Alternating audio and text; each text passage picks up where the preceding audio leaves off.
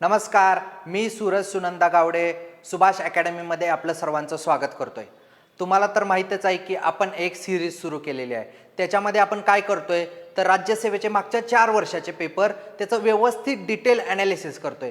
आता याचे ॲनालिसिस करण्यामागे आपला उद्देश काय आहे तर नक्कीच मी जसं मागच्या व्हिडिओमध्ये म्हणजे 2025च्या व्हिडिओमध्ये सांगितलंय की याच्यासाठीचा आपला उद्देश फक्त उत्तर देणे हा नाही, कारण ती आयोगाने तुमच्यापर्यंत पोहोचवलेले आहेत। आपल्या या सिरीज मागचा उद्देश काय आहे तर आयोगाचे क्वेश्चन कसे येतात, त्याच्या मागचा सेट पॅटर्न काय आहे का, मागील क्वेश्चनला अनुसरून म्हणजे 2024ला अनुसरून 25ला काही क्वेश्चन आहेत का, 23ला अनुसरून 24ला काही क्वेश्चन आहेत का, कोणते की एरिया आहेत, कोणते हॉटस्पॉट आहेत, याच्यावर आपण यामधून फोकस करण्याचा प्रयत्न करतोय।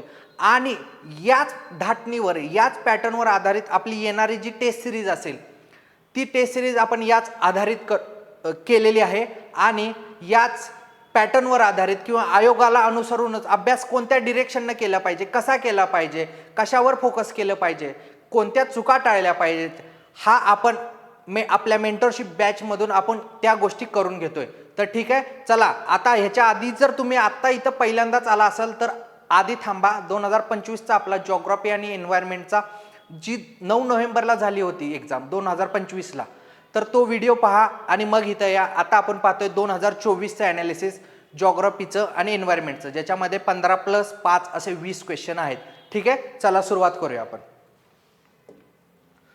ठीक आहे, पहिला क्वेश्चन आहे, खालीलपैकी सखोल उदरनिर्वाह शेतीचे वैशिष्ट्य कोणते नाहीये? Which of the following is not characteristic of intensive subsistence agriculture. आता हा क्वेश्चन कसा आहे, एकाच पानावर बसणं गरजेचं आहे, म्हणून आपण थोडासा ह्याला लहान साईजमध्ये केलेला आहे। तर इथं काय सांगतायत आपल्याला बघा, नॉट, पहिली गोष्ट याच्यावर गोल करत चला। क्वेश्चन कसे सोडवायचं ह्या पण ट्रिक्स आपण याच्यामधून पाहतोय। ठीक आहे, not characteristic of intensive subsistence agriculture म्हणजे सखोल उदरनिर्वाह शेतीचे वैशिष्ट्य काय आहेत? नाही। ठीक आहे, आता बघा शेतीचे अनेक प्रकार असतात। ठीक आहे, उदरनिर्वाह शेती म्हणजे काय, आता आपल्याला माहिती आहे जसजशी आपली पॉप्युलेशन वाढत जाते तसतसं काय होते, आपल्या शेतीचा आकार कमी कमी होत जातोय। ठीक आहे, मग त्याच्यामुळे काय होतंय, उदरनिर्वाह शेतीचं स्वरूप वाढतंय। म्हणजेच काय, पीक पद्धती कशी होते तर फक्त स्वतःच्या कुटुंबापुरती त्याचं उत्पन्न होईल इतकंच ते स्वरूप राहिलेलं आहे। त्याच्यातून कमर्शियलायझेशन होणे आणि त्याच्यातून पैसे कमवणे हा उद्देश या उदरनिर्वाह शेतीमध्ये राहिलेला नाहीये। ठीक आहे, मग त्याच्यामुळं आणि काय आहे, सखोल, सघन, इंटेन्सिव्ह म्हणजेच काय, समजा आपल्याला खूप लहान एरिया आलेला आहे पण त्याच्यातून पण मॅक्सिमम उत्पन्न कसं घेतलं जाईल हे पाहणे म्हणजेच काय आहे, सखोल उदरनिर्वाह शेती किंवा intensive subsistence type of farming. ठीक आहे, म्हणजे ह्याच्यामध्ये काय असणार आहे की कमी आकाराच्या शेतीमध्ये वेगवेगळे मोठ्या प्रमाणात किंवा इंटेन्सिव्ह इनपुट वापरून जास्त आउटपुट घेण्याचा प्रयत्न करणे। पण महत्त्वाचं काय आहे, शेतीचा आकार खूप कमी आहे। ठीक आहे, आता बघा यासारखे क्वेश्चन मधून मला सांगायचं काय, आपण याचं पहिलं उत्तर पाहूया, पण मला सांगायचं काय आहे की प्रत्येक वेळी तुम्ही केलेल्याच गोष्टी तुम्हाला येतील, परीक्षेमध्ये येतील असं नाहीये। तर परीक्षेमध्ये काय येणार आहेत, आपल्याला जे आतापर्यंत वाचलेलं आहे ते नॉलेज वापरून आपल्याला क्वेश्चन सोडवणं गरजेचं आहे। ते कसं, ते इथं आपल्याला दिसतंय। ठीक आहे, आपल्याला नावात काय सबसिस्टन्स, मग ज्यावेळी सबसिस्टन्स टाईप ऑफ फार्मिंग येते किंवा उदरनिर्वाह शेती येते त्या पद्धतीमध्ये शेतीचा आकार कसा असणार आहे रे, लहान असणार आहे ना। ठीक आहे, आता ह्याच्यामध्ये काय दिलेलं आहे आपण पाहूया। इंटेन्सिव्ह कल्टिवेशन असणार आहे काय, मी काय सांगितलं, इनपुट जास्त वापरून आउटपुट कसं जास्त येईल याचं एक प्रकारचं गणित म्हणजे ही सखोल उदरनिर्वाह शेती आहे। ठीक आहे, मग आता बघा सखोल लागवड म्हणजे काय, इंटेन्सिव्ह कल्टिवेशन त्याच्यातून करणार आहे जेणेकरून आपल्याला चांगला आउटपुट मिळेल। मग सोबत ॲनिमल हस्बंड्री असेल आणि ते ॲनिमल हस्बंड्री कसा असणार आहे, कॉम्प्लिमेंटरी, म्हणजे ॲनिमल हस्बंड्री हा पूरक व्यवसाय असणार आहे कशाला, शेतीला। ठीक आहे, हे पण बरोबर आहे। व्हास्ट साईज ऑफ फार्म म्हणजे काय बघा, शेतीचा विस्तीर्ण आकार। आता ही बाब याच्यामध्ये कशाला असणार आहे, म्हणून पहिला काय करायचं, क कुठं आहे नाही विचारलंय ना, क असायला पाहिजे असे पर्याय निवडा। इथं क आहे का, नाही ना, हा कटला ना, इथं हा कटला। आता राहतेत कुठलं, सी आणि डी म्हणजे तिसरा ऑप्शन आणि चौथा ऑप्शन, ज्याच्यामध्ये काय फक्त क आणि ब क ड। आता याच्यामध्ये काय चौथा ऑप्शन, आपल्याला तर माहित आहे पहिले दोन तर बरोबर आहेत, म्हणजे उत्तर तर हे येतच नाही, उत्तर हे 100% झालं। पण चौथं पण बघूया आपण, maximum yield production per hectare म्हणजेच काय, दर हेक्टरी कमाल उत्पादन आपल्याला काय ठरलेलं आहे, आपण काय बघितलेलं आहे हे एकदा बघूया. आपल्याला इथं उत्तर कळलेलं आहे, पर्याय क्रमांक 3 आहे. पण या प्रत्येक गोष्टीचा क्वेश्चन मध्येच त्याचं उत्तर कसं लपलेलं आहे हे आपल्याला इथून दिसतंय. उदरनिर्वाह शेतीच्या वैशिष्ट्याने इतकं जरी वाचलं किंवा सखोल इंटेन्सिव्ह इतकं जरी वाचलं तर आपल्याला कळून जाते की एक्झामिनरला विचारायचं काय, आपल्याला काही गोष्टी माहीत असायला पाहिजे. आपण काय करतो, इन बिटवीन द लाईन वाचण्याची खूप मोठी गरज आहे. इन बिटवीन द लाईन न वाचता आपल्याला जे माहीत आहेच ना त्याच गोष्टी आपण वाचत जातो आणि त्याच्यामुळे कधी कधी क्वेश्चन चुकू शकतो. असे क्वेश्चन रिपीट होत असतात का, तर 100% नाही. पण ज्यावेळी आले त्यावेळी आपलं उत्तर बरोबर यायला पाहिजे. ठीक आहे. सखोल किंवा सघन उदरनिर्वाह शेती म्हणजे काय, अशी शेती ज्यामध्ये शेतकरी काय करतात, लहान भूखंडावर, ठीक आहे, लहान भूखंडावर अत्यंत कष्ट करण्याबरोबरच जास्तीत जास्त उत्पादन किंवा उत्पन्न मिळवण्याचा प्रयत्न करतो. आणि हे उत्पादन प्रामुख्याने काय, उदरनिर्वाहक आहे ना, म्हणून स्वतःच्या कुटुंबाच्या उपजीविकेसाठी वापरले जाते. आणि बाजारासाठी याचे उत्पादन काय असतं, नसतं, म्हणजे कमी असतं. म्हणजेच काय, याच्यामध्ये कमर्शियलायझेशनवर भर दिला जात नाही. आता याची वैशिष्ट्य काय आहे, जमीन कमी असते पण काय करते, मनुष्यबळ किंवा श्रम याचा जास्त वापर केला जातो, मानवी श्रमाचा जास्त वापर केला जातो, पारंपरिक साधनावर अवलंबून असतं याच्यामध्ये. तर याच्या मागचं रिझन काय आहे, शेतीचा आकारच लहान, तर मोठमोठे यंत्र, ट्रॅक्टर, सामग्री कसं काय बसणार ना याच्यामध्ये, टेक्नॉलॉजीचा वापर नाही होऊ शकणार, त्यांना कॉस्ट इफेक्टिव्ह गोष्ट होणार नाही. त्याच्यामुळं पारंपरिक साधनावर अवलंबित्व आहे. सिंचनाचा वापर मोठा केला जातो का, कारण ही इनपुट आहे, जसं बी बियाणे, हायब्रिड बियाणे, सिंचन याचा वापर करून आहे तेवढ्या जागेत जास्त उत्पादन घेण्याचा प्रयत्न इथून केला जातो. ह्या गोष्टी खाली दिलेल्या आहेत. म्हणजे आपल्याला काय समजतंय की सबसिस्टंट टाईप ऑफ फार्मिंगमध्ये, इंटेन्सिव्ह सबसिस्टंट टाईप ऑफ फार्मिंगमध्ये जमिनीचा आकार कसा आहे, तर लहान आहे. ही गोष्ट कळली तर आपल्याला या क्वेश्चनचं उत्तर मिळून जाते. ठीक आहे. खालीलपैकी कोणता नागरी वस्तीचा आकृतिबंध नाही. मी ही गोष्ट हा क्वेश्चन इथे एक्सप्लेन करतोय, पण पुन्हा आपण इथंच येणार आहे का, ही बाब मी तुम्हाला सांगतो. आता काय सांगितलंय बघा, ही बाब ही तुम्हाला माहित असेल असं नाही.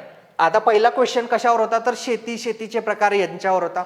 हा क्वेश्चन कशावर आहे, तर ह्युमन जॉग्राफी, ह्युमन सेटलमेंट याच्यावर आहे. म्हणजे 2024चा विचार करायचा झालं, माफ करा, 2024चा विचार करायचा झालं तर आपल्याला काय समजतंय की नागरी वस्ती आणि त्याचे पॅटर्न याच्यावर 2 क्वेश्चन आले आहेत. हा एक आणि क्वेश्चन नंबर 22वा.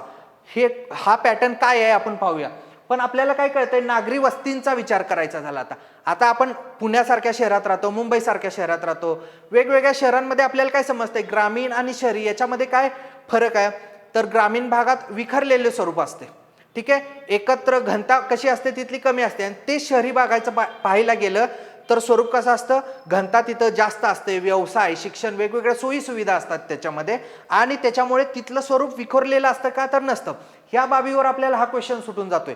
पण इकडे लक्ष द्या, इथं बघा डिस्पर्स्ड सेटलमेंट याचं उत्तर आहे not pattern of urban settlement. आता अर्बन सेटलमेंट आहे जिथं, डिस्पर्स्ड सेटलमेंट म्हणजे काय, हे पूर्ण गाव आहे किंवा एक सेटलमेंटचा प्रकार आहे असं समजा. हे अशा प्रकारचं सेटलमेंट असणं याला काय म्हणायचं, डिस्पर्स्ड सेटलमेंट. म्हणजे कॉम्पॅक्टनेस कमी आहे, घनता तिथं काय असते, अत्यल्प, खूप कमी असते, जसं की आपल्याला ग्रामीण भागात सापडते. आणि तिथं शेती वगैरे असल्यामुळं तिथं काय आहे, लोक एकमेकांच्या खूप जवळ राहत नाहीत, कारण की हे घर असेल तर हा पूर्ण एरिया काय शेतीचा, हे घर असेल तर हा पूर्ण एरिया काय शेतीचा. याच्यामुळे डिस्पर्स्ड सेटलमेंट आपल्याला तिथं पाहायला भेटतं. कुठं, ग्रामीण भागात. मग याचं उत्तर काय आहे, आपल्याला लगेच समजून जाईल की कोणता नागरी वस्तीचा प्रकार नाही, तर कोणता आहे, तर डिस्पर्स सेटलमेंट. पण आपण परत इथं येऊया, 22वा क्वेश्चन ही डिस्पर्स सेटलमेंटवरच आलेला आहे. कधी कधी त्याच क्वेश्चन पेपरमध्ये आधीच्या क्वेश्चनची उत्तर सापडतात. हे आपल्याला 2025 मध्ये पण आढळलेलं आहे. काही बाब बघूया आपण, पण त्याच्या आधी इकडे लक्ष द्या की बुद्धिबळाच्या पटासारखा आकार म्हणजे चेकर्स बोर्ड आकार कसा आहे, काय त्यातून एक्सप्लेन करायचं आहे. हे बघा, हे रस्ते आहेत, हे रोड आहेत, तर इथं अशा प्रकारचे सेटलमेंट आपल्याला सापडतात. म्हणजे हे काय आहे समजून घ्या, हे घर आहेत असं समजून घ्या. ठीक आहे. तर अशा प्रकारची घरं आपल्याला सापडतात तिथं. ह्याला काय म्हणायचं, बुद्धिबळाचं आपल्याला चौकोन माहिती आहे, सगळ्यांनी बुद्धिबळ खेळलेले, कसे चौकोन असतात, 64 चौकोन, त्याप्रमाणे चेकर बोर्ड पॅटर्न म्हणतात त्याला. वर्तुळ आकार आकृतिबंध काय आहे, समजा एक मध्ये सरोवर आहे किंवा पार आहे, तर त्या, किंवा आता आपला शनिवारवाडा घ्या, तर त्याच्या भोवती अशी सेटलमेंट वाढत जाते, अशा स्वरूपात सेटलमेंट त्याची वाढत जाते. तर याला म्हणायचं वर्तुळाकार. आणि लिनियर किंवा रेषा आकृती म्हणजे काय, एक रस्ता असतो तर या रस्त्याच्या आजूबाजूला अशी सेटलमेंट वाढत जाते, किंवा एक नदी असते एक रेल्वे रूळ असतो आणि त्याच्या अवतीभोवती सेटलमेंट वाढत जाते. ह्या गोष्टी कुठं आढळतात आपल्याला शहरात. तर यावरनं काय आपल्याला कळतंय की नागरी वस्तीचा आकृतीबंध कुठं आढळणार नाही, तर डिस्पर्स सेटलमेंटमध्ये. नावामध्येच आहे. शांत डोक्यानं क्वेश्चन आल्यानंतर अरे हे तर मी केलंच नव्हतं आणि हा क्वेश्चन कसा काय आला आणि माझ्यासाठी एक्झाम खूप इम्पॉर्टंट आहे असं गडबडून जायचं नाही. शांत डोकं ठेवा, विचार करा. आपल्याला MPSC काढून काय घेते आपल्याकडून, आपली विचार करण्याची क्षमता तिथं दाट किंवा स्ट्रॉंग असणं गरजेचं आहे. त्याच्यावरून आपल्याला असे क्वेश्चन 100% सुटू शकतात. ठीक आहे. आता बघा कशावरनं क्वेश्चन आलेलं आहे आपल्याला, तर ह्युमन जॉग्राफी, ह्युमन सेटलमेंटवरनं क्वेश्चन आलेला आहे. मी जसं सांगितलं तसं अर्बन सेटलमेंटची वैशिष्ट्य काय, पहिली गोष्ट तर तिथं घनता जास्त, जिथं घनता जास्त आहे तिथं डिस्पर्स्ड सेटलमेंट येणार कशी, नाहीच नाही येणार. मग तिथंच तर आपल्याला उत्तर भेटून जातंय. मग आपल्याला माहीत असणं गरजेचं आहे का की तिथं चेकरबोर्ड पॅटर्न आहे का, लिनियर आहे का, सर्क्युलर आहे का, काय नाही, ही गोष्ट कळली तर आपल्याला उत्तर भेटलं. ठीक आहे. मग मी हे अर्बन सेटलमेंटची वैशिष्ट्य आहेत. काय काय, घनता जास्त म्हणजे कमी क्षेत्रामध्ये लोकसंख्या जास्त असते, विविध सेवा असतात, औद्योगिक क्षेत्राचं प्राबल्य असतं, व्यवसायांना संधी असते, पायाभूत सुविधा विकसित असतात, शिक्षण, आरोग्य, नियोजित वस्तीचा विकास केलेला असतो आणि विविधता मोठ्या प्रमाणात तिथं आढळते. ठीक आहे. मी आता सांगितलं त्या गोष्टी लक्षात आल्या का, उत्तरापर्यंत कसं पोहोचायचं ही बाब आपण इथून डिस्कस करतोय. आता तुम्हाला 2025चा पेपर जर आठवत असेल तर 25 मध्येही अशाच प्रकारे बायोस्फिअर रिझर्ववर क्वेश्चन विचारला होता.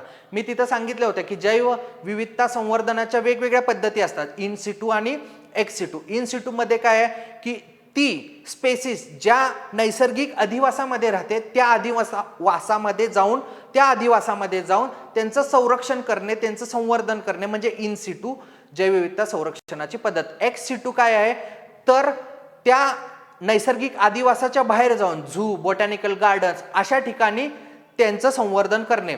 तर आपल्याला याच्यातूनच काय समजून येतंय की जी इन सिटू पद्धत आहे ती प्रमुख पद्धत आहे आणि एक्स सिटू पद्धत आहे ही या प्रमुख पद्धतीला म्हणजेच इन सिटूला पूरक पद्धत आहे. ठीक आहे. आता इथं काय विचारलेलं आहे, नॅशनल पार्क. आता त्याच्यामध्ये इन सिटूचा जर विचार करायचा झाला तर मेजॉरिटीली 3 पद्धती आपल्याला सापडतात.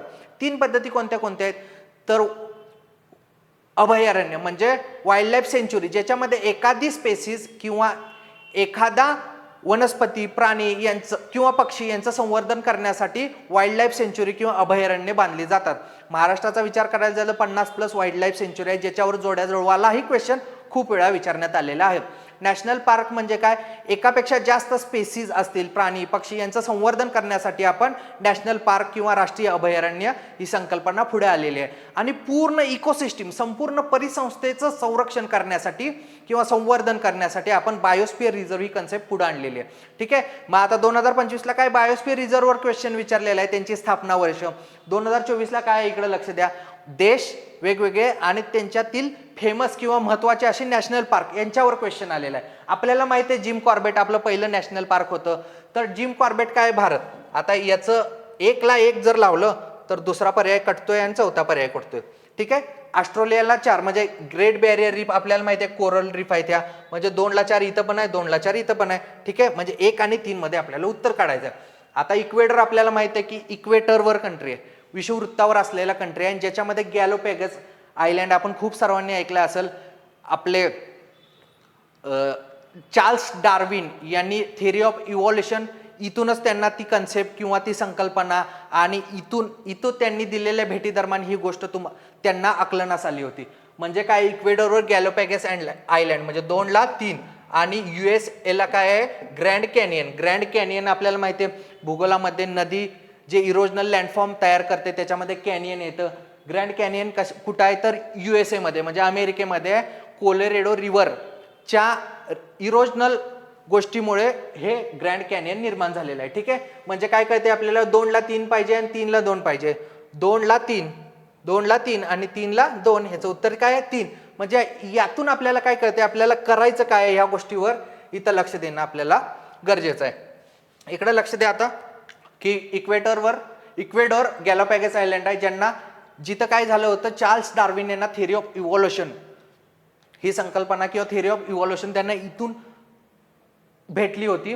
USA मध्ये ग्रँड कॅनियन जसं मी सांगितलं कोलोरेडो रिव्हरच्या पद्धती किंवा कोलोरेडो रिव्हरमुळे हे ग्रँड कॅनियन निर्माण झालेलं आहे. आणि तिथंच जे आजूबाजूचा परिसर आहे तिथं नॅशनल पार्क आहे. जैवविविधतेच्या संवर्धनाच्या पद्धती काय, इन सिटू आणि एक्स सिटू आणि national park, wild life sanctuary आणि बायोस्फिअर रिझर्व यांचा फरक मी इथं तुम्हाला सांगितलेला आहे.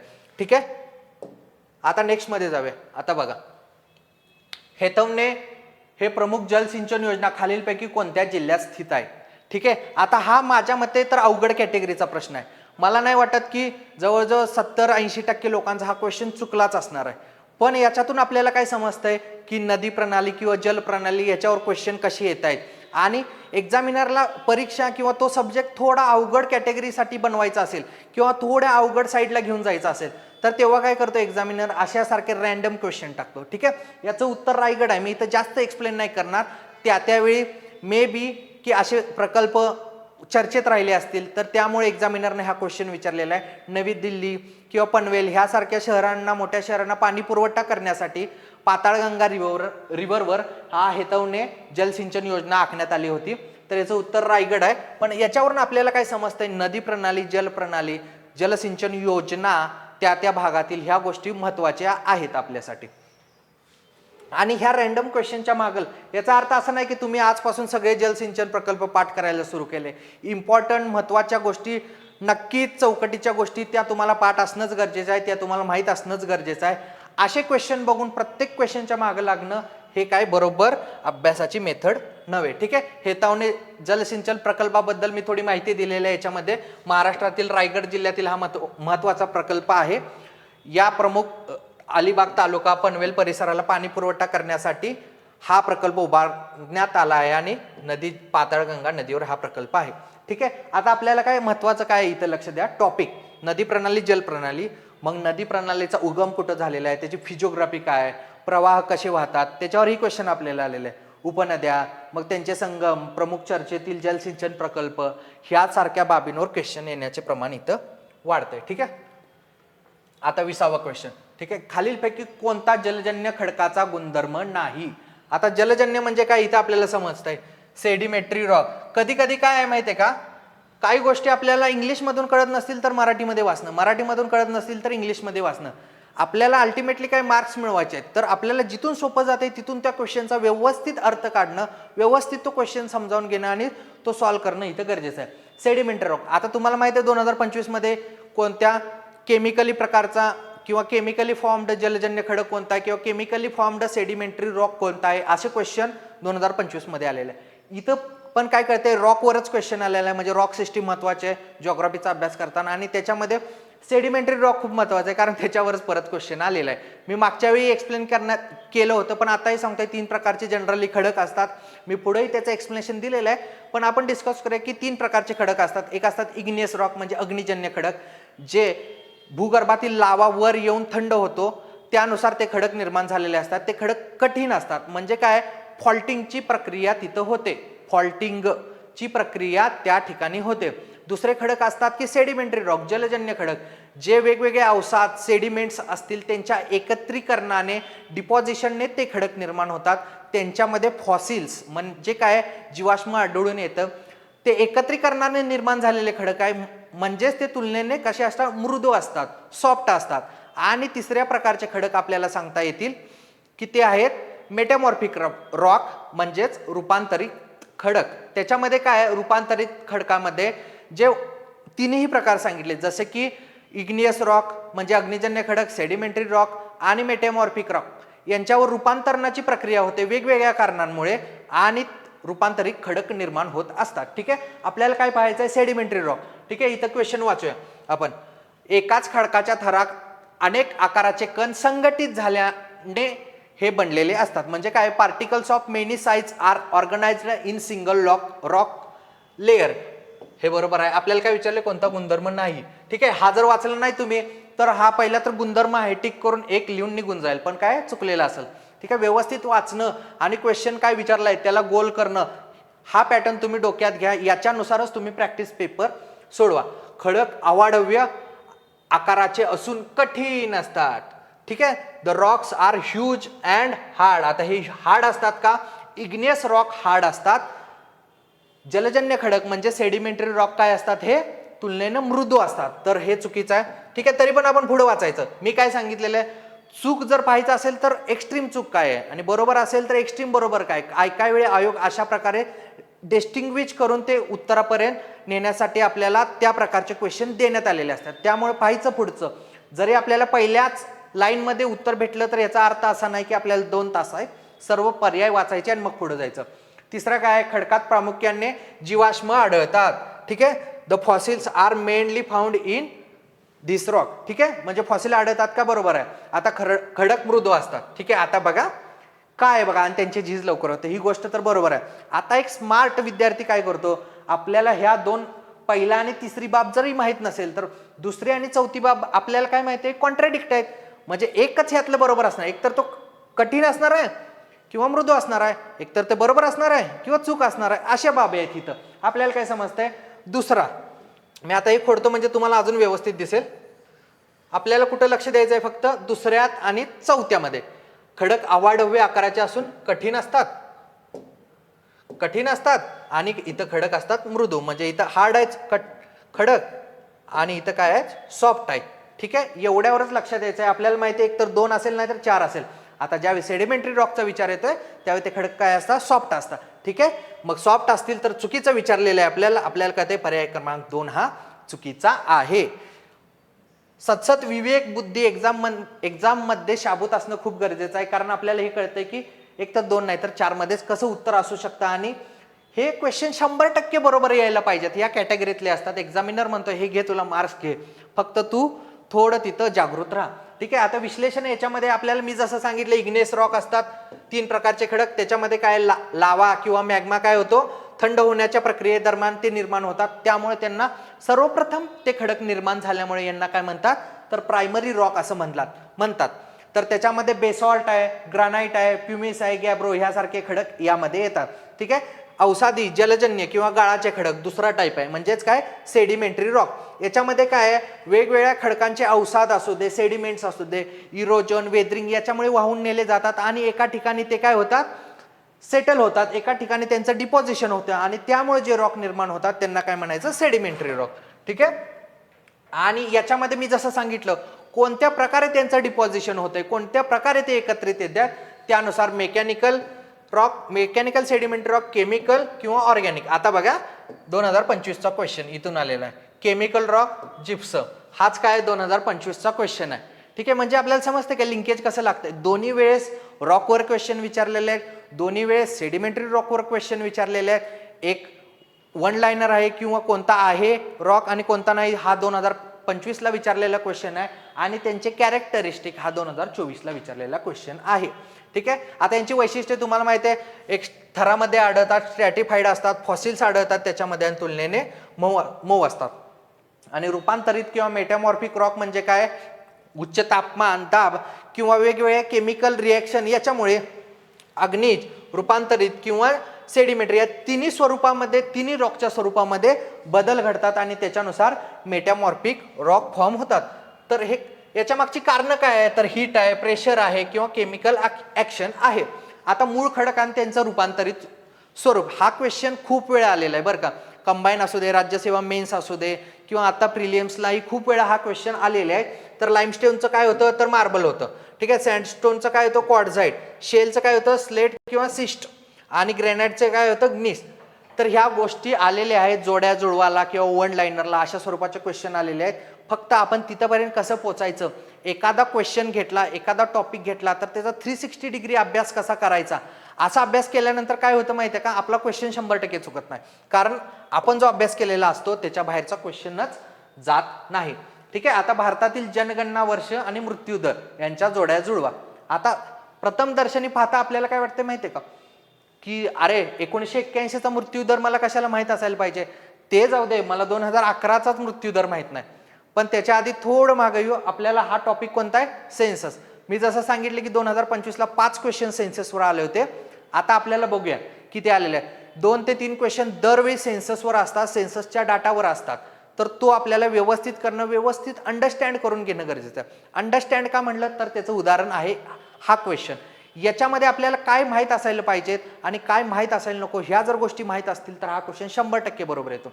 फॉर एक्झाम्पल मी तुम्हाला विचारतो, 1901ला मृत्यूदर जास्त असेल का 2011ला, 1951ला मृत्यूदर जास्त असेल का 2021ला, याचं उत्तर तुम्ही तयार केलं असेल. ऑफकोर्स तेच आहे, की लोकसंख्या संक्रमणाचे जर टप्पे पाहायला गेले आपण, जे आपण पुढे पाहणार आहोत, त्याच्यामध्ये काय सुरुवातीला जन्मदर ही जास्त असतो. लक्षात घ्या, हा बर्थ रेट आहे आणि हा डेथ रेट आहे. सुरुवातीच्या टप्प्यामध्ये पहिल्या काय असतं, बर्थ रेट ही जास्त आणि मृत्यूदर ही जास्त. दुसऱ्या टप्प्यामध्ये काय होतं, बर्थ रेट जास्तच राहतो पण मृत्यूदर थोडा कमी येतो.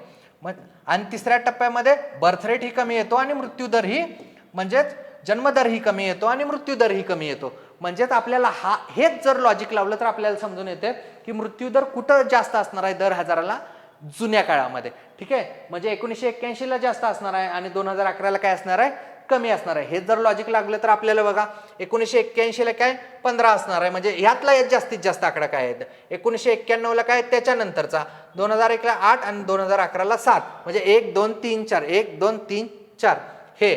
आणि तुम्हाला सांगतो हेच उत्तर आहे.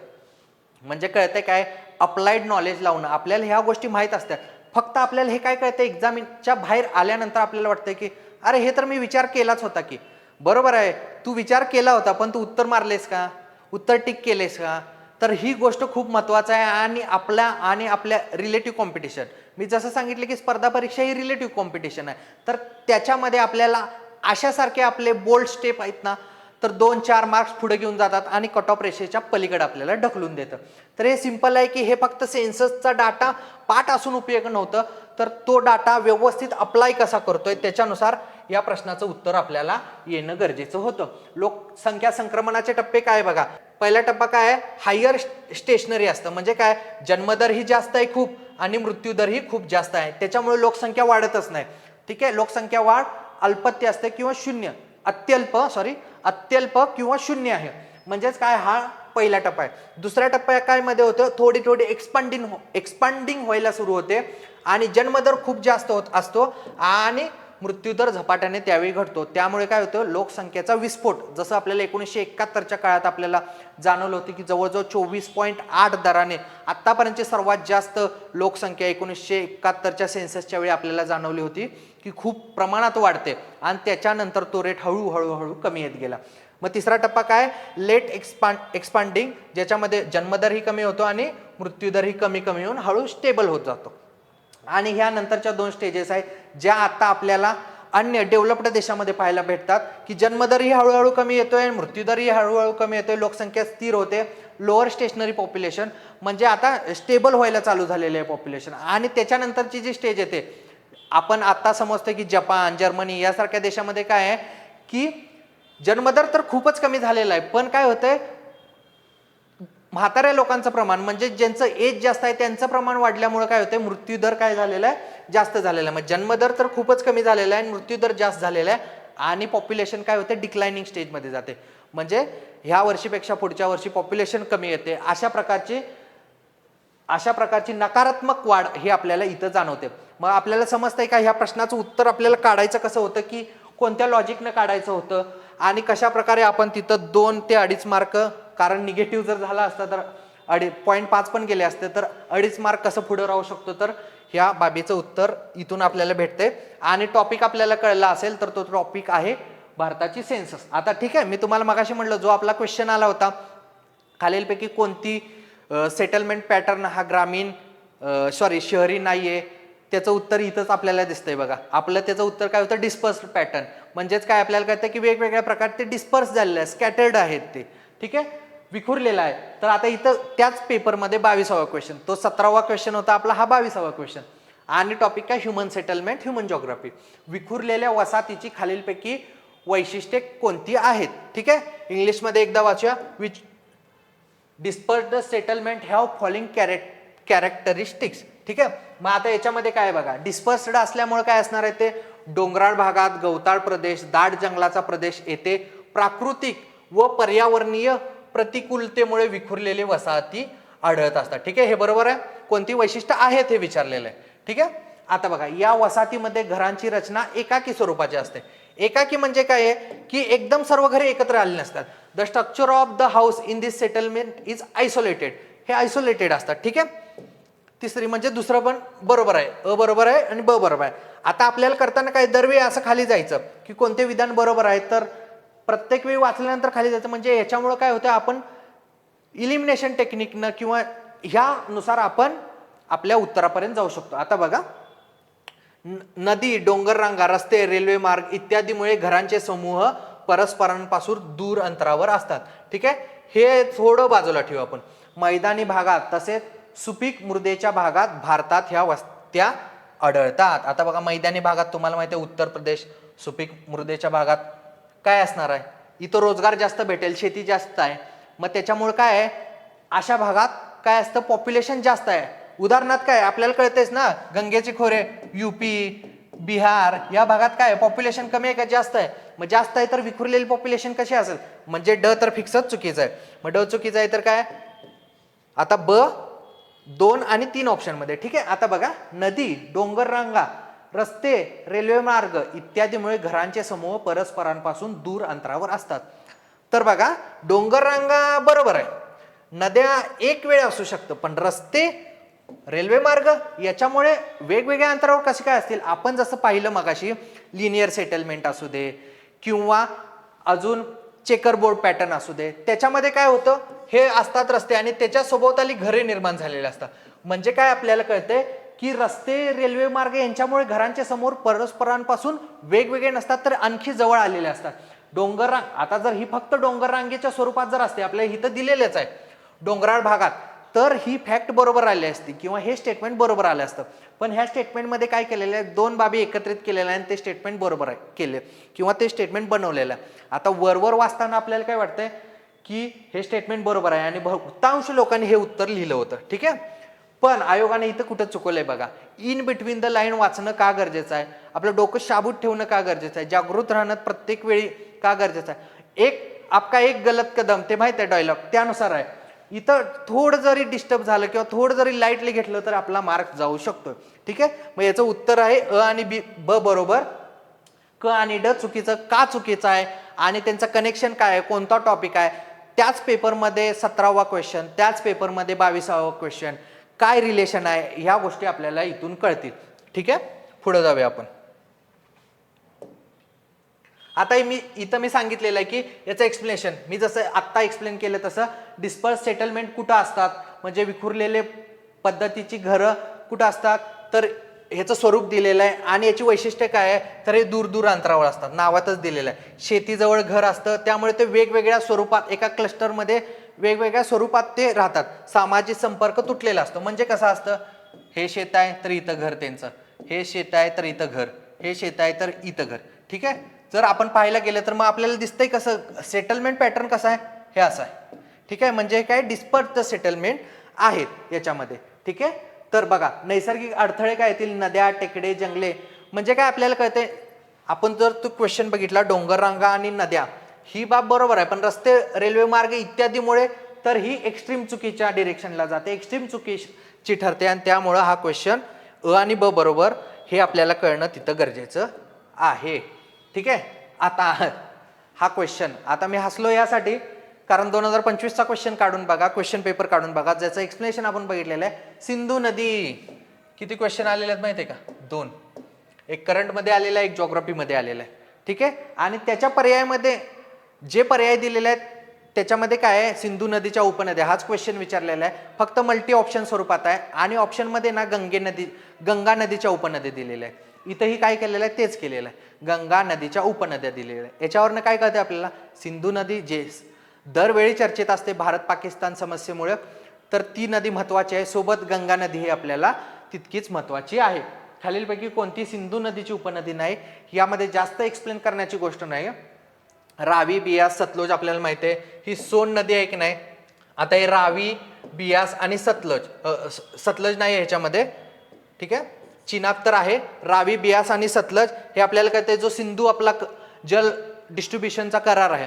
ठीक आहे, पाणी वाटप करार आहे, त्याच्यामध्ये रावी, बियास आणि सतलज ह्या पूर्वेकडील नद्या भारताकडे आहेत, ती बाब आपण पुढे बघणार आहे. आणि सिंधू, झेलम आणि चेनाब ह्या 3 नद्यातला त्या नद्यांचं पाणी वापरण्याचा रिस्ट्रिक्टेड पद्धतीने भारत वापरू शकतो, पण त्या नद्यांचा अधिकार पाणी वापराबाबत पाकिस्तानकडे आहे.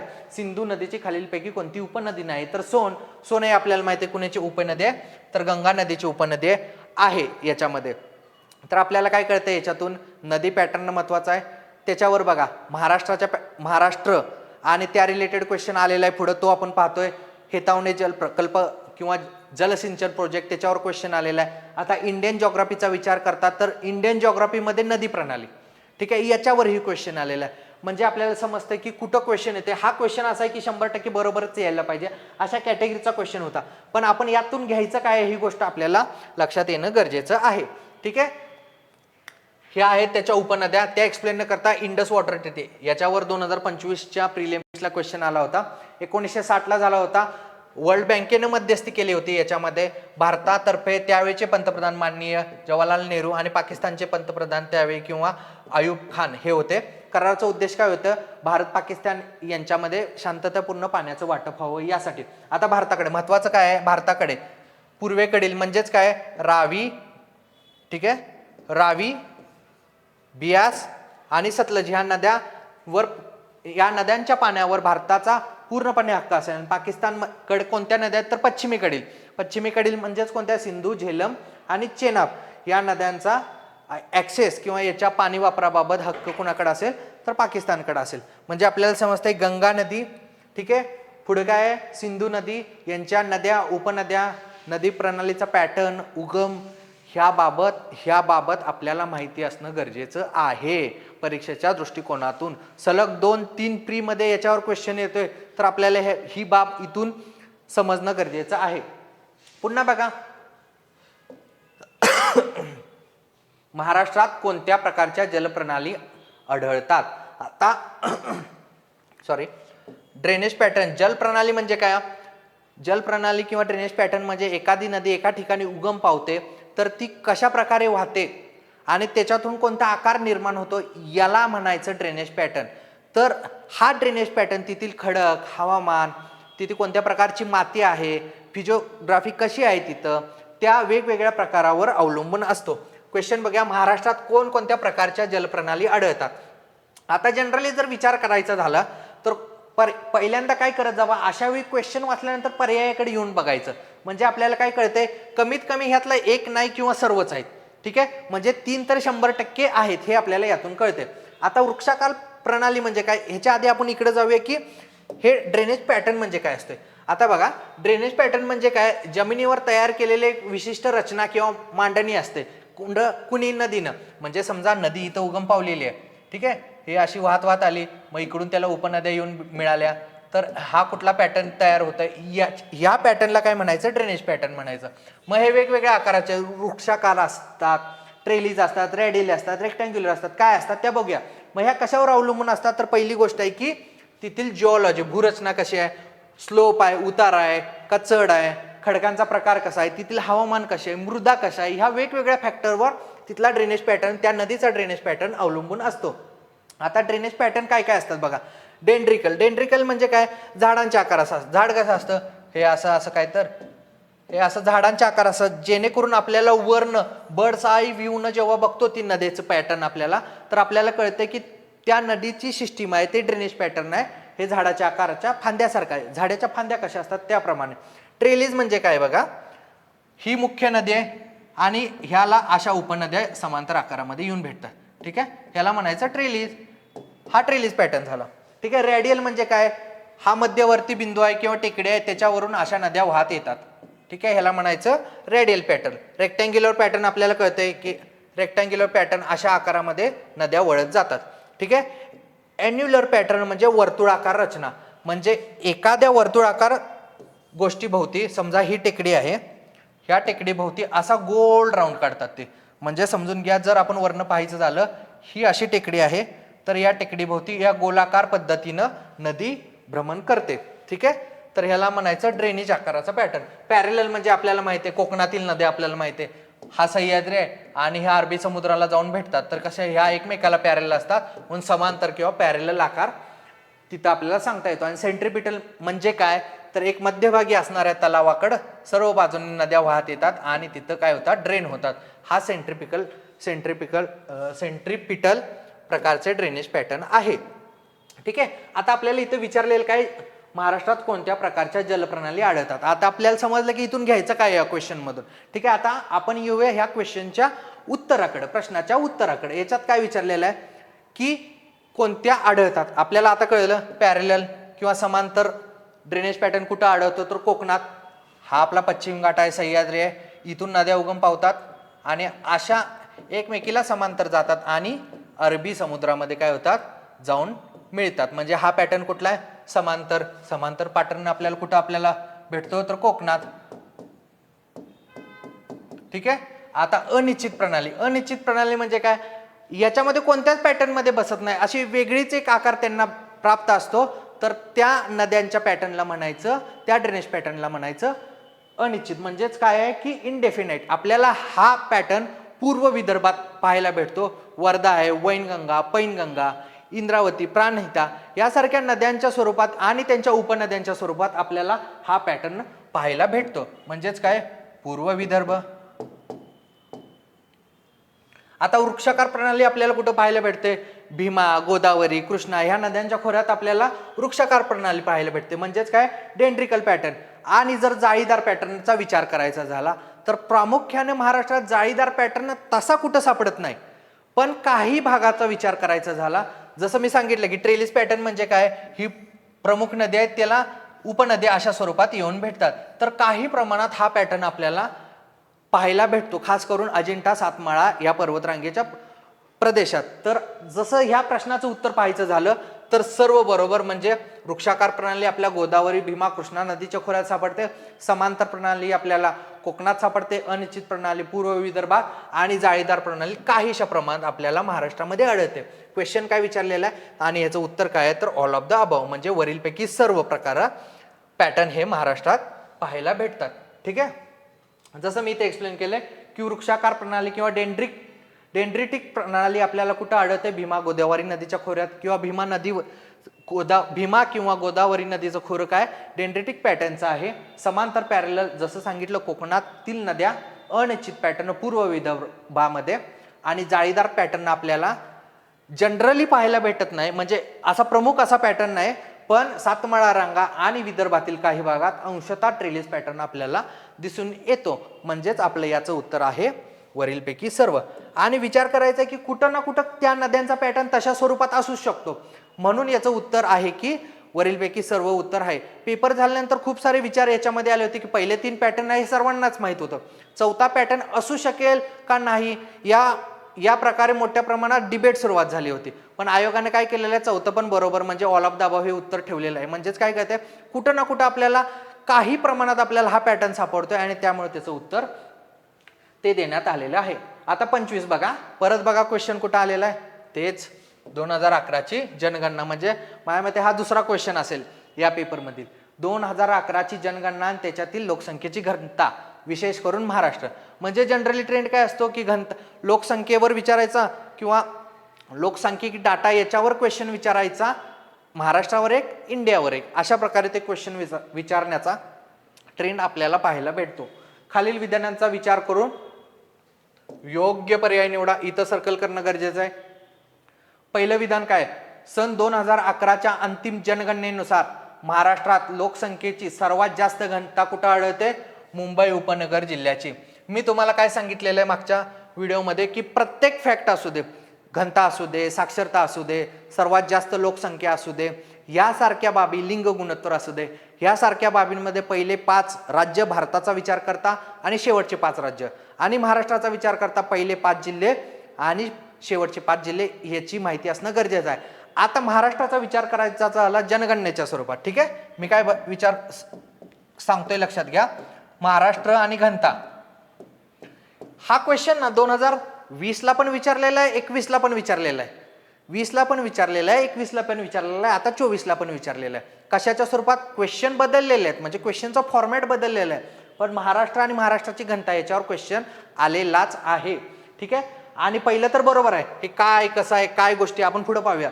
2011च्या अंतिम जनगणनेनुसार महाराष्ट्रात लोकसंख्येच्या घनतेत कोल्हापूर जिल्ह्याचा 5वा क्रमांक आहे. आता तुम्ही म्हणाला आम्ही 5वा पण नंबर पाठ करायचं काय, आपण सांगतोयच काय, पहिले 5 चढत्या क्रमाने, म्हणजे पहिले 5 शेवटचे 5, ह्या बाबी आपल्याला पाठ करायच्या आहे, पाठच ठेवायचे आहेत. आता कसं आहे, ह्याच्यावर ऑप्शन नाहीये.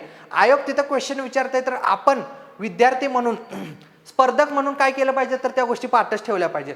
हे दोन्ही पण बरोबर आहे. याचं उत्तर आहे की बरोबर काय विचारलंय, दोन्ही बरोबर आहे. ठीक आहे. आता डेन्सिटी म्हणजे काय, जसं आपण पाहिलं की डेन्सिटी म्हणजे एखाद्या चौरस किलोमीटर क्षेत्रामध्ये किती लोक राहतात त्याला त्या प्रदेशाची घनता म्हणायचं. आता आपण 17व्या क्वेश्चन मध्ये पाहिलं की डिस्पर्स्ड सेटलमेंट जी ग्रामीण संरचनेचा भाग आहे त्याच्यामध्ये डेन्सिटी कशी असणार आहे, कमी असणार आहे. म्हणूनच तिथं आपण ते उत्तर टिक केलं होतं जे की शहरी सेटलमेंटचा पार्ट नाहीये. ठीक आहे. आता हा इंग्लिश मधील क्वेश्चन आहे. पुढं, एखाद्या प्रदेशात प्रति चौरस किलोमीटर क्षेत्रात राहणाऱ्या लोकांची संख्या म्हणजे तिथील काय पॉप्युलेशन डेन्सिटी. आता बघा भारताची 2001 मध्ये किती होती, 324 होते. काही ठिकाणी आकडा 324 किंवा 325 असा आहे बरं का, 325. आणि झालेली किती आहे आपली, तर 382 अशी झालेली आहे. म्हणजे ऍडिशन 57 किंवा 58 अशी ऍडिशन आहे. हा क्वेश्चन का सांगतोय मी, हा विचारलेला आहे. 57 किंवा 58 आपली ऍडिशन झालेली आहे. आता बघा पहिले 4 लक्षात ठेवा, बिहार, पश्चिम बंगाल, केरळ, उत्तर प्रदेश. डेन्सिटी कुणाची जास्त आहे, बिहार, पश्चिम बंगाल. 1106 बिहार म्हणजे 1000च्या वर दोघांची डेन्सिटी आहे. बिहार, पश्चिम बंगाल, केरळ आहे बरं का. आपल्याला वाटेल केरळची कशी काय जास्त, तिथं तर साक्षरता जास्त आहे किंवा अन्य सामाजिक इंडिकेटरच्या, सोशल इंडिकेटरचा विचार करता तिथं आपल्याला केरळ वर दिसतो, पण डेन्सिटीचा विचार करता तिथेही केरळवर आहे. म्हणजे बिहार आणि पश्चिम बंगाल या दोघांची डेन्सिटी काय 1000च्या वर आहे, 1106 आणि 1028. केरळ आणि उत्तर प्रदेश. महाराष्ट्राचा विचार करता महाराष्ट्र 11वा आहे. किती आहे महाराष्ट्राची, 365. म्हणजे भारताची किती आहे 2011 नुसार 382. जवळजवळ 57 किंवा 58चा डिफरन्स आलेला आहे किंवा ऍडिशन झालेलं आहे. 2001 मध्ये 324 किंवा 325 होती. पहिले 4 राज्याचा विचार करायचं झालं तर बिहार 1106, पश्चिम बंगाल 1028, केरळ आणि यूपी. महाराष्ट्र कितवा आहे, 11वा आहे. ठीक आहे. आता सर्वात कमीचा विचार करायचा झाला तर अरुणाचल प्रदेश. आपल्याला माहिती आहे खूप एरिया आहे, तिथं जंगल मोठ्या प्रमाणात आहे आणि तिथं फक्त 17 आहे. अरुणाचल, मिझोरम, जम्मू काश्मीरचं सोडा 56 आहे तिथं. सिक्कीम, अरुणाचल, मिझोरम, सिक्कीम, जम्मू काश्मीर. त्यावेळी काय होतं, जम्मू काश्मीर राज्य असल्यामुळं. आणि जर युनियन टेरिटरीचा विचार करायचा झाला, आपल्याला माहिती आहे अंदमान निकोबारचा एरिया खूप मोठा आहे कंपॅरेटिव्हली, तर तिथं किती आहे 46. ही बाब यासाठी दिलेली आहे की हा क्वेश्चन विचारण्यात आलेला आहे. दिल्ली, पॉंडिचेरी यांचा जर विचार करता तिथं खूप जास्त लोकसंख्येची घनता आहे, पण जर अंदमान निकोबारचं युनियन टेरिटरीचा विचार करायचा झाला तर तिथं फक्त 46 आहे. म्हणजे सर्वात कमी अरुणाचल प्रदेश 17 आणि मिझोरम 52 इतके आहे. ही बाब लक्षात असू दे. आता बघा आपल्याला मेन गोष्टीकडे काय यायचं आहे, महाराष्ट्र. कारण क्वेश्चन कशावर विचारले आहे तर महाराष्ट्रावर विचारलेलं आहे ना. तर 2001 मध्ये महाराष्ट्राची किती होती बघा 315 आणि 2011 मध्ये किती झालेलं आहे 365. म्हणजेच याचा अर्थ काय, इथं ऍडिशन किती झालेलं आहे 50. आता हा क्वेश्चन ही खूप वेळा विचारलेला आहे, 50 ऍडिशन झालेली आहे. आता बघा सर्वात जास्त काय कुठं असणार आहे, आपल्याला तो NH4 माहिती आहे ना, मुंबई पुणे हायवे. तर ती बाब लक्षात ठेवा, मुंबई पुणे आणि पुढं बेंगलोरला जाऊन तो कोल्हापूर मार्गे पुणे आणि कोल्हापूर असा तो जातो आणि पुढं जाऊन तो बेंगलोरला असा तो हायवे आहे. ठीक आहे. आपल्याला काय लक्षात ठेवायचं, ह्या हायवेवरून आपल्याला यायचं आहे. फक्त काय आहे, मुंबई शहर असा जर विचार करायचा झाला तर मुंबई शहर पहिल्यांदा घेता उपनगर घ्यायचं. म्हणजे जिथं जिथं जास्त आहेत हे लक्षात ठेवा, जिथं जिथं जास्त आहे एखादं डेन्सिटीचं किंवा साक्षरता असू दे आणि मुंबई शहर आणि उपनगर यांचं कंपॅरिझन येते तर उपनगर कायमच वर आहे. ठीक आहे. म्हणजे उपनगर शहर आणि बघा मग पुढे काय येते ठाणे, पुणे आणि कोल्हापूर. ठीक आहे. उपनगर, शहर, ठाणे, पुणे, कोल्हापूर. आता याच्यामध्ये जर विचार करायचं झालं तर मुंबई उपनगर, मुंबई शहर आणि ठाणे यांची 1000पेक्षा जास्त आहे आणि उपनगर आणि शहर कसं आहे 10,000 पेक्षा पण जास्त आहे. म्हणजे जवळजवळ 20,000 आहे दोघांचं, 21,000 आणि 20,000च्या आसपास आहे. पहिल्या तिघांचं उपनगर, शहर, ठाणे 1000पेक्षा जास्त आहे, पुणे 603 आणि कोल्हापूर 504. म्हणजे आपल्याला कळतंय की ह्या 5 वरच का क्वेश्चन येतो, यांची डेन्सिटी ना 500 पेक्षा जास्त आहे. म्हणजे काय उपनगर, शहर, ठाणे, पुणे, कोल्हापूर. ठीक आहे. यांची हे 5 नंबरला आहे. म्हणजे आपल्याला काय कळतं, क्वेश्चन जर बघितला आपल्याला क्वेश्चन विचारला होता की 1 नंबरला उपनगर आहे आणि 5 नंबरला कोल्हापूर आहे. ठीक आहे. आपण क्वेश्चनकडे जाऊया. ठीक आहे. महाराष्ट्रात लोकसंख्येची सर्वात जास्त घनता कुठे आहे, मुंबई उपनगर जिल्ह्याची, बरोबर आहे. आणि कोल्हापूरची कितवी, 5वी. मग आपल्याला समजते का 5व्या क्रमांकाचीच का विचारली, याच्या मागचं रिझन काय आहे तर हे आहे. आता हा क्वेश्चन कमीचं पण बघून घेऊ ना, जास्तचं पाहिलंय तर गडचिरोली. ठीक आहे. गडचिरोली. आता हा क्वेश्चन कंबाईनला विचारलेला आहे की 74 घनता 2011च्या जनगणनेनुसार कुणाची होती, तर याचं उत्तर होतं गडचिरोली. जर आपल्याला महाराष्ट्राचा मॅप जर माहित असेल तर आपल्याला ही घनतेची बाब लक्षात राहण्यासारखी आहे. इथं लक्षात घ्या, आपल्याला माहिती आहे गडचिरोली सगळ्यात शेवटीचा जिल्हा आहे आपला, हा महाराष्ट्र आहे असं लक्षात घ्या. हा रॉ मॅप आहे पण लक्षात घ्या, गडचिरोली इथं सिंधुदुर्ग, ठीक आहे, त्यानंतर चंद्रपूर, रत्नागिरी आणि यवतमाळ. कसं लक्षात आलं? 1 2 3 4 5 म्हणजे काय, गडचिरोली 74, सिंधुदुर्ग, चंद्रपूर, रत्नागिरी आणि यवतमाळ हा तो क्रम आहे. ही बाब लक्षात येणं आपल्या गरजेचं आहे. कशा प्रकारे पाठ करायचं, योग्य एक काय पॅटर्न आहे का हे आपल्याला लक्षात घेणं गरजेचं आहे, कारण वारंवार क्वेश्चन इथं विचारला जात आहे आयोगामार्फत. ठीक आहे, हा तसा सोपा कॅटेगरीचा क्वेश्चन आहे. मागचा जर विचार केला तर मी म्हणू शकतो की हा अवघड ठरू शकतो, पण आपल्याला माहिती आहे की आपण ते सेन्सस खूप वेळा केलेला आहे, तर तो महत्वाचाच क्वेश्चन आहे. येऊच शकतो, ह्याच्या पलीकडे पण येऊ शकतो, पुढेही येऊ शकतो, आणि तो महत्वाचा आहे. जुना 2011च्या घनतेचा क्वेश्चन. आता खालीलपैकी कोणते विधान चुकीचे आहे विचारले बरं का. चुकीचे आपल्याला माहिती आहे की वाचूया. हा आपला भारत आहे, तर अरबी समुद्रामध्ये काय लक्षद्वीप बेट आहेत, बंगालच्या उपसागरामध्ये काय आहेत की आपली अंदमान निकोबार बेटा आहेत. ठीक आहे, ठीक आहे. आता बघा, अरबी समुद्रात लक्षद्वीप बेट समूह आहे. ठीक आहे, बरोबर आहे. विचारले काय खालीलपैकी कोणते विधान चुकीचे आहे. भारताची सागरी सीमा सरहद्द किनारपट्टीपासून 12 नाविक मैल म्हणजे 12 नॉटिकल माइल आहे, हे पण बरोबर आहे. ठीक आहे, पुढचं वाक्य, बंगालच्या उपसागरात अंदमान आणि निकोबार ही बेटे आहेत, हे पण बरोबर आहे. आता भारताची पाकिस्तान व बांगलादेश बरोबर भूसीमा ही नैसर्गिक सरहद्द आहे, म्हणजे काय, नॅचरल बाउंड्री आहे. ठीक आहे, आता आपल्याला माहिती आहे की ही दोन तर 100% बरोबर आहे. लक्षद्वीप अरबी समुद्रामध्ये आहे आणि अंदमान निकोबार हे बे ऑफ बेंगॉलमध्ये आहे. तर दुसरा आणि चौथ्याचा जर विचार करायचा झाला, ही टेक्निकल आहे की इंडियामध्ये मॅरिटाईम बाउंड्री 12 नॉटिकल माइल आहे. युन लॉज नुसार आपण ते पुढे बघतोय की वेगवेगळे नॉटिकल माइल ठरवले आहे. जसे 12 नॉटिकल माइलला एक एरिया आहे ज्याला भारताची कॉन्टिनेंटल झोन म्हणलं जातं. बाब आपण पाहूया ती युन लॉज म्हणजे काय.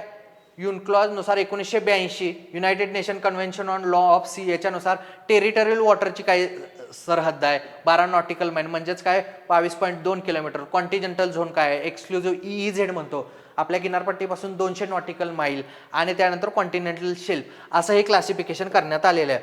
पण इथं आपल्याला समजतं की पहिले 3 बरोबर आहे आणि चौथं चुकीचं आहे. आता का चुकीचं आहे म्हणजे इथंच थांबायचं नाही आपण. याच्यावरनं पहिली गोष्ट आपल्याला कळतं की इंडियन ज्योग्राफीवर हा क्वेश्चन आहे. इंडियन ज्योग्राफीमध्ये काय, भारताचे स्थान, त्याचा विस्तार, आजूबाजूचे देश किती आहेत, काय कुणाचा एरिया जास्त आहे, क्षेत्रफळ कसं आहे, किती देश लागून आहेत, त्यांना कोणकोणते राज्यांच्या सीमा लागून आहेत, ही बाब आपल्याला माहीत असणं गरजेचं आहे. कोणत्या सीमेला काय म्हणतात म्हणजे आपल्याला माहिती आहे भारताची पाकिस्तान सोबत आणि भारताची बांगलादेश सोबत जी बॉर्डर आहे त्याला काय म्हणायचं, रेड क्लिफ लाईन. भारताची चायना सोबत जी बॉर्डर आहे त्याला म्हणायचं मॅकमोहन लाईन, आणि भारताची अफगाणिस्तान सोबत जी बॉर्डर आहे त्याला काय म्हणायचं, ड्युरेंट रेषा. म्हणजे भारताचा विचार करायचा झाला जवळजवळ 7 देशांशी भारत आपली भूसीमा शेअर करतो. ठीक आहे, आता महत्वाचा क्वेश्चन आहे की नैसर्गिक बाउंड्री आणि मॅनमेड बाउंड्री ह्याच्यामध्ये काय फरक आहे. नैसर्गिक बाउंड्री म्हणजे अशी 2 देशांमधील किंवा राज्यांमधील अशी सीमा जी निसर्गाने निर्माण केलेल्या गोष्टींमुळे असते, म्हणजे टेकडी असू दे, पर्वत असू दे, एखादी नदी असू दे, यामुळे जी 2 देशांमध्ये सीमा निर्माण होते त्याला काय म्हणायचं की नैसर्गिक सीमा म्हणायचं. आणि जी माणसाने निर्माण केलेली असते, मी मुद्दाम का उल्लेख केला की भारत पाकिस्तान आणि भारत बांगलादेश या बॉर्डरचं नाव काय, रेड क्लिफ लाईन. ह्याला रेड क्लिफ लाईन का म्हणायचं, कारण त्या रेड क्लिफ नावाच्या माणसाने ती रेष आखलेली आहे कधी 1947च्या दरम्यान, त्यामुळे त्या लाईनला म्हणायचं रेड क्लिफ लाईन. म्हणजेच यावरून काय आपल्याला कळतंय की भारत पाकिस्तान आणि भारत बांगलादेशी सीमा काय आहे, मॅनमेड आहे. India has natural land boundary with Pakistan आणि बांगलादेश नाही, नॅचरल लँड बॉर्डर नाही तर मॅनमेड आहे. आणि माणसानं जी आपण त्याला म्हणतो की रेड क्लिफ लाईन, त्याच्यामुळे ती बॉर्डर डिमार्केशन झालेलं आहे, आणि त्यामुळे चौथा जे स्टेटमेंट आहे ते चुकीचं आहे आणि पहिले 3 बरोबर आहेत. हेच जे मी सांगितलं की नॅचरल बाउंड्री म्हणजे काय, निसर्गाने तयार केलेल्या भौगोलिक गोष्टी सीमा किंवा बॉर्डर म्हणून असतात. त्याच्यामध्ये काय असतात, नदी असू दे, पर्वत असू दे, समुद्र, वाळवंट यासारखे. आता तुम्ही म्हणाल की पाकिस्तानमध्ये वाळवंट आहेच की, पण सगळीकडे नाहीये ना, सगळीकडे नाहीये ती बाब. त्यामुळं ही आणि त्या बॉर्डरला आपल्याला माहिती आहे की ज्या बॉर्डरला रेड क्लिफ लाईन म्हणतात जे की मॅनमेड आहे. ठीक आहे, आणि मॅनमेड बाउंड्री म्हणजे मानवनिर्मित सीमा, म्हणजे मानवी कृतीने तयार केलेली सीमा जी नैसर्गिक घटकांवर आधारित नसते. ठीक आहे. इंडिया आणि पाकिस्तानच्या दरम्यानची बॉर्डर त्याला काय म्हणायचं, रॅडक्लिफ लाईन. 1947 मध्ये विभाजनानंतर ती सीमा तयार करण्यात आलेली आहे. आता भारताची भूसीमा किती देशांना लागून आहे, 7 देशांना लागून आहे. आणि सर्वाधिक कुठं आहे आपल्याला ते ट्रिक माहिती आहे, बचपन में MBA. हे बघा,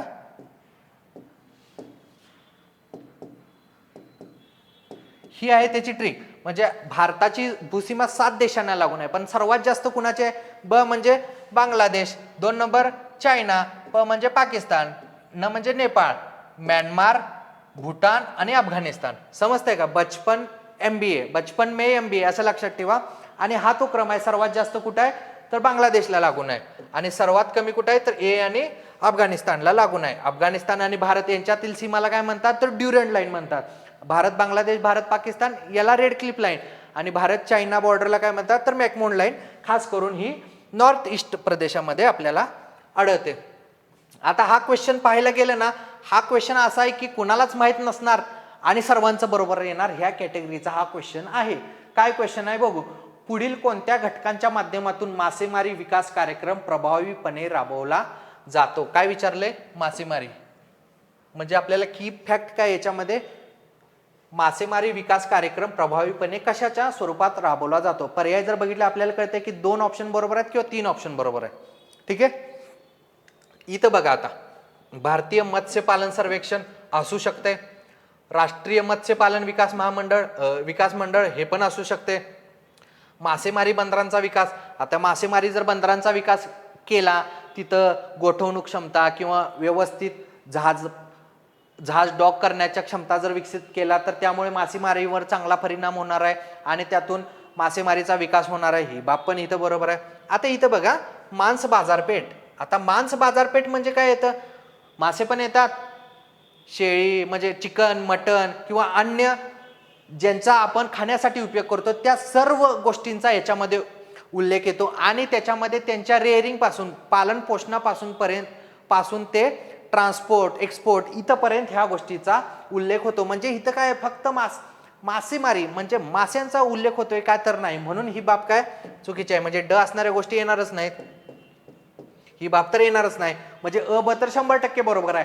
आणि मासेमारी बंदरांचा विकास केला तर मासेमारी विकास कार्यक्रम प्रभावीपणे आपल्याला राबवता येऊ शकतो. तुम्हीच सांगा. होय, येऊ शकतो. आणि त्याच्यामुळेच काय अ ब क बरोबर आहे. आणि हा असा प्रश्न आहे की तुम्हाला माहीत पण नाही, तुम्ही कधी वाचलाही नाही, फक्त आपल्या सेन्सच्या जोरावर, आपल्या ॲनालिसिसच्या जोरावर, आपल्या नॉलेजच्या किंवा त्याच्या ॲप्लिकेशनच्या जोरावर हा क्वेश्चन बरोबर येतोय. काय करायचं आहे आपल्याला, क्वेश्चन मधील कीवर्ड उचलायचे आहेत, ते कुठे आहेत का खाली चेक करायचे आहेत आणि त्याच्यानुसार क्वेश्चन बरोबर आणायचा आहे. ठीक आहे. हे तेच आहे बघा, फिशरीज डेव्हलपमेंट. इथं फिशिंग हार्बर आहे. आणि मीट म्हणजे हा खूप वास्ट टर्म आहे, याच्यामध्ये सर्व गोष्टी येतात. आपल्याला काय विचारलंय फिशरीच्या संदर्भात. ठीक आहे. आता पुढे बघा, खालील दिलेल्या पर्यायातील संयुक्त संस्थानातील म्हणजे काय, युनायटेड स्टेट्स ऑफ अमेरिका याच्यातील सर्वात लांब नदी कोणती. आता ह्याच्यामध्ये एक्सप्लेन करण्यासारखं काही नाही, टॉपिक समजून घ्या. आता आपल्याला कळतंय महाराष्ट्राच्या नद्यांवर क्वेश्चन आलेला आहे, भारताच्या नद्यांवर सिंधू नदीवर क्वेश्चन आलेला आहे. आता बघा, नदी प्रणालीवरच कुठं जागतिक नदी प्रणालीवर हा क्वेश्चन आलेला आहे. याचं उत्तर मिसिसिपी आहे. तर मिसिसिपी नदी आहे ही USA मधील सर्वात मोठी नदी आहे. आता हीच गोष्ट तुम्हाला माहीत असतील नसतील ही बाब त्या वेळीचं तो तुमचा प्रेझेन्स कसा आहे त्याच्यानुसार तुमचंही उत्तर बरोबर येणार आहे. कोलंबिया, हडसन आणि स्नेक हे त्याचं उत्तर नाही. यांची लांबी मिसिसिपी पेक्षा कमी आहे. काय यांची लांबी आपण पाहूया, पण याचं उत्तर आहे मिसिसिपी. आता मिसिसिपी मसुरी नदी ही USA मधील एक प्रमुख नदी आहे, नदी खोर आहे. त्याची जवळजवळ लांबी 7000. मिसिसिपीचा विचार करायचा झालं तर 7600 एक्स्ट्रीमली सॉरी, मिसिसिपी आणि मसुरी नदीचा विचार करता हे युनायटेड स्टेट्स ऑफ अमेरिका मधील एक महत्त्वाचं नदी किंवा रिव्हर बेसिन आहे. मिसिसिपीचा सुमारे जवळजवळ 3766 किलोमीटर इतकं त्याची लांबी आहे. कोलंबिया रिव्हरची जवळजवळ 2000 किलोमीटर आहे. स्नेक रिव्हर, आता ही कोलंबियाचीच उपनदी आहे बरं का, तिचे 1735 किलोमीटर इतकं तिची लांबी आहे. आणि हडसन जवळजवळ 507 किलोमीटर इतकी तिची लांबी आहे. आता हडसन का महत्वाची रिव्हर आहे, ते न्यूयॉर्क मधून वाहते. हाही क्वेश्चन कधी आयोगानं माझ्या मते जुन्या पॅटर्न मध्ये विचारलाय. जुन्या पॅटर्न म्हणजे काय, 2020 नंतर एक क्वेश्चन विचारण्याची पद्धत थोडी आयोगाची बदलली आहे. त्याच्यामध्ये 20च्या आधी हा क्वेश्चन विचारलाय की युरोपातील वेगवेगळ्या नद्या आणि त्यांच्या आजूबाजूला असणारी शहरं. तर आपल्याला काय समजते, हडसन हे नदी न्यूयॉर्क शहराच्या जवळपास वाहते. आता बघा ह्याच्या व्यतिरिक्त आपल्याला काय करायचं आहे, जर जागतिक नद्यांचा विचार केला तर वर्ल्ड्स लॉंगेस्ट रिव्हर काय आहे, तर नाईल रिव्हर आहे, आफ्रिकेमधील लॉंगेस्ट रिव्हर आहे. डीपेस्ट रिव्हर काय आहे, तर आफ्रिकेमधीलच Congo river. Largest river basin कोणाचा आहे, तर अमेझॉन रिव्हरचा आहे. आपल्याला माहिती आहे साऊथ अमेरिकेमध्ये ही नदी आहे. भारताचा विचार करायचा झाला तर भारतामध्ये सर्वात मोठी रिव्हर काय, गंगा, आणि महाराष्ट्रामध्ये तेच गोदावरी आहे. म्हणजे आपल्याला शेवटी हा टॉपिक मी इथं मेन्शन करून दिलेला आहे की कुठं आपल्याला फोकस करायचा आहे, नदी प्रणाली, मग तिथं महाराष्ट्रावर पण ह्या 2024ला एक क्वेश्चन आहे, भारतावरही एक क्वेश्चन आहे, आणि जागतिक नदी प्रणाली, जल प्रणाली याच्यावर असे 3 क्वेश्चन आपल्याला इथं पाहायला भेटत आहेत. ठीक आहे. खालीलपैकी कोणती विधाने महाराष्ट्राच्या बाबतीत, पुन्हा काय आलं बघा, तिसरा क्वेश्चन आहे. म्हणजे काय समजतंय, बरोबर आहे, हा सेन्ससचा डाटा आपल्याला तोंडपाठ असणं, प्रत्येक फॅक्ट ना फॅक्ट माहीत असणं गरजेचं आहे. आता महाराष्ट्राच्या बाबतीत विचारलेलं आहे, लोकसंख्येत महाराष्ट्राचा देशात दुसरा क्रमांक आहे, बरोबर आहे का? बरोबर आहे. महाराष्ट्राची लोकसंख्या किती आहे आपल्याला सर्वांना माहिती आहे, आणि क्वेश्चन ही आलेला आहे 11, 23, 74, 3, 3, 3 इतकी लोकसंख्या कुणाची आहे, तर महाराष्ट्राची आहे. ठीक आहे, व्यवस्थित लिहितो थोडं, 11, 23, 74, 3, 3, 3 म्हणजे लोकसंख्येच्या बाबतीत विचार करायचा झाला तर महाराष्ट्राचा दुसरा क्रमांक आहे. पहिला कोण आहे, उत्तर प्रदेश. ठीक आहे. प्रति चौरस किलोमीटर घनता आपण मागाशीच बघितले, 315 होते, 365 झालेले आहे, 50 ने ऍडिशन झालेली आहे. आणि सर्वात जास्त मुंबई उपनगरचे, 5वा कोण होता, कोल्हापूर, आणि सर्वात कमी गडचिरोलीची आहे. ठीक आहे. साक्षरता 82.91. आता काही सोर्समध्ये 82.91 आहे, तर काही सोर्समध्ये 82.34% आहे. हे फॅक्ट बरोबर आहे. आता बघा लिंग गुणोत्तरचा विचार करायचा झाला, लिंग गुणोत्तरचा, तर महाराष्ट्राची लिंग गुणोत्तर 2001 साली 922 होती, जी 929 झालेली आहे. म्हणजे कितीचं ऍडिशन आहे, 7चं. आता हे मी ऍडिशन काय सांगतो, ही क्वेश्चन विचारलेलं आहे बरं का, म्हणून हे सांगतोय. तर हे आपल्याला काय समजतंय, 929 आहे, तर ड 100% चुकीचं आहे. ड कुठं आहे ते फॅक्ट काढा, ड चुकलं म्हणजे काय उत्तर अ ब क बरोबर आहे. आपल्याला काय समजतंय, महाराष्ट्राचा डाटा, आणि तो किती डीप मध्ये केला पाहिजे. हा डीप मध्ये आहे का, ऍक्च्युली नाहीये. तुम्ही म्हणाल ठीक आहे 5वा विचारला आणि तो डीप मध्ये आहे, हे बरोबर आहे. हे वरवरचा डाटा आहे की तो ती सरासरी किंवा ती बाब म्हणजे घनता, आणि त्याच्यामध्ये महाराष्ट्राचा क्रमांक, साक्षरता त्याच्यामध्ये महाराष्ट्राचा रेशो किंवा महाराष्ट्राचा साक्षरतेचं प्रमाण किती आहे, ही बाब त्याच्यामध्ये दिसते. आपल्याला कळते ह्याचं की हा मी अभ्यास करतानाचा चार्ट आहे. महाराष्ट्राची लोकसंख्या किती आहे, 2001 मध्ये 9 जवळजवळ 70 करोड होती, आता किती आहे, 11,23,74,333. वाढीचा दर किती आहे, 15.99. इंडियाचा विचार करायचा झाला तो तर 17.64% आहे. महाराष्ट्राचा विचार करायचा झाला तर 15.99 म्हणजे जवळजवळ 16%. 2001 ते 2011 मध्ये आपली वाढ झालेली आहे. एकूण लोकसंख्येशी गुणोत्तर विचार करायचं झालं तर 9.28% म्हणजे रँकिंगचा विचार करायचा झाला तर सेकंड रँक आहे. ठीक आहे. लिंग गुणोत्तर किती आहे तर 929, तेच 922 पासून 29 झाले म्हणजे 7ची ऍडिशन झालेली आहे. चाइल्ड सेक्स रेशोच्या बाबतीत जर विचार करायचा झाला तर महाराष्ट्राची कामगिरी अत्यंत खेददायक आहे. 913 2001 साली इतक्यापासून 894 इथपर्यंत आपला तो काउंट घटलेला आहे, म्हणजे -19 इतकं 894 पर्यंत आपण गेलेलो आहे. डेन्सिटी पुन्हा 50ची ऍडिशन 315 ते 365 आहे. साक्षरतेचा विचार करायचा झाला तर 82.34, काही ठिकाणी 82.91 इतकं देण्यात आलेलं आहे. आपल्याला याच्यामध्ये ही पुरुषांची आणि महिलांची साक्षरता रेशो आपल्याला देण्यात आलेला आहे. आपल्याला समजतंय काय, सेन्सस महत्वाचा आहे, त्याच्यामधील एक ना एक डाटा महत्वाचा आहे, व्यवस्थित पाठ करायचा आहे. फक्त जॉग्राफीमध्ये 3 क्वेश्चन आलेले आहे आपल्याला समजतंय. ठीक आहे. आता आपण पुढे जाऊया. पुढचं काय, चंद्रपूर जिल्ह्यात खालीलपैकी कोणत्या ठिकाणी दगडी कोळसा आढळतो. आता आपल्याला काय समजतं याच्यातून, खाण खनिज संपत्ती याच्यावर क्वेश्चन येतोय, आणि खास करून ना महाराष्ट्र रिलेटेड असा क्वेश्चन नाही आला की इंडिया रिलेटेड खाण संपत्ती कोणत्या जिल्ह्यात किंवा कोणत्या एरियामध्ये आढळते, ती बाब आपल्याला माहिती आहे. पण एमपीएससी कुठं फोकस करते तर महाराष्ट्र आणि त्यातील जिल्ह्यांवर. आणि चंद्रपूरमध्येच का ह्या गोष्टी देण्यात आलेल्या तर आपल्याला इथं कळते बघा. खनिज संपत्ती, मग त्याच्यामध्ये 2 कॅटेगरायझेशन येतात, महाराष्ट्र इंडिया. पण आपल्याला फोकस कुठं करायचं आहे, महाराष्ट्रावर फोकस करायचं आहे. आणि महाराष्ट्राची खनिज संपत्ती कोणत्या जिल्ह्यात, हे क्वेश्चन खास करून मेन्सला यायचे किंवा कंबाईन प्रिलियम्सला कंबाईन मेन्सला यायचे, पण आता आपल्याला काय समजतं हे आपल्या प्रिलियम्सला सुद्धा येत आहे. दगडी कोळसा बघा, महाराष्ट्रात भारताच्या जवळजवळ 4% साठे दगडी कोळशाचे आढळतात आणि त्या 4%पैकी जवळजवळ 70% साठे कुठे आढळतात तर चंद्रपूरमध्ये आपल्याला दिसत आहेत. ठीक आहे, मग वीज निर्मिती असू दे किंवा उद्योग, इंधन, डांबर इत्यादीमध्ये विविध प्रकारामध्ये त्याचा वापर केला जातो. दर्जाच्या नुसार जर विचार करायचा झाला तर अँथ्रासाइट, बिट्युमिनस, लिग्नाइट आणि पीठ असा तो उतरता क्रम आहे. भारताचा जर विचार करायचा झाला तर भारतामध्ये अँथ्रासाइट ज्याच्यामध्ये उच्च दर्जाचे आपल्याला म्हणायचं दगडी कोळसा सापडतो, पण तो भारतामध्ये कमी प्रमाणात सापडतो. भारतामध्ये बिट्युमिनस टाईपचा दगडी कोळसा मोठ्या प्रमाणात सापडतो. आता खाणीचा विचार करायचा झाला तर महत्वाचे चंद्रपूरमध्ये काय आहे, बल्लारपूर, तेलवासा, बांदर, गुग्गुस. ठीक आहे, यवतमाळ, वणी आणि नागपूरमध्ये कामठी आणि उमरेड इथं दगडी कोळशाचे साठे मोठ्या प्रमाणात सापडतात. आपल्याला काय माहित असेल पाहिजे होतं, वणी हे चंद्रपूरमध्ये नाही, काही ठिकाणी वणी नाशिकमध्ये ऐकले असेल, वणी यवतमाळमध्ये आहे. ही जर बाब माहीत असती तर आपल्याला हा क्वेश्चन बरोबर आला असता. ठीक आहे, विचारले काय खालीलपैकी कोणत्या ठिकाणी दगडी कोळसा सापडतो, तर वणी मी जसं सांगितलं की इथं फक्त सापडत नाही. आता ही पाठांतराची बाब होती. वणी यवतमाळ इथं आहे, तर या ठिकाणी दगडी कोळशाचे साठे सापडतात. फक्त कुठं सांगितले आपल्याला चंद्रपूर जिल्ह्याचा विचार करता बांदर आहे, तेलवासा आहे आणि गुग्गुस इथं सापडतात. म्हणजे आपल्याला उत्तराचा जर विचार करायचा झाला तर अ, ब, क बरोबर आहे. ही पाठांतराची गोष्ट आहे, पण आपल्याला काय समजतं की एरिया लक्षात घ्या, कोणत्या एरियावर क्वेश्चन इथं आपले जात आहेत. ठीक आहे, हे झाले 15 जवळजवळ जॉग्राफीचे क्वेश्चन. त्याच्यातील 3 क्वेश्चन सेन्सेसवर होते. महाराष्ट्र जलप्रणालीवर 3 क्वेश्चन होते, मग ते भारताचे असू दे, महाराष्ट्राचे असू दे किंवा जागतिक असू दे.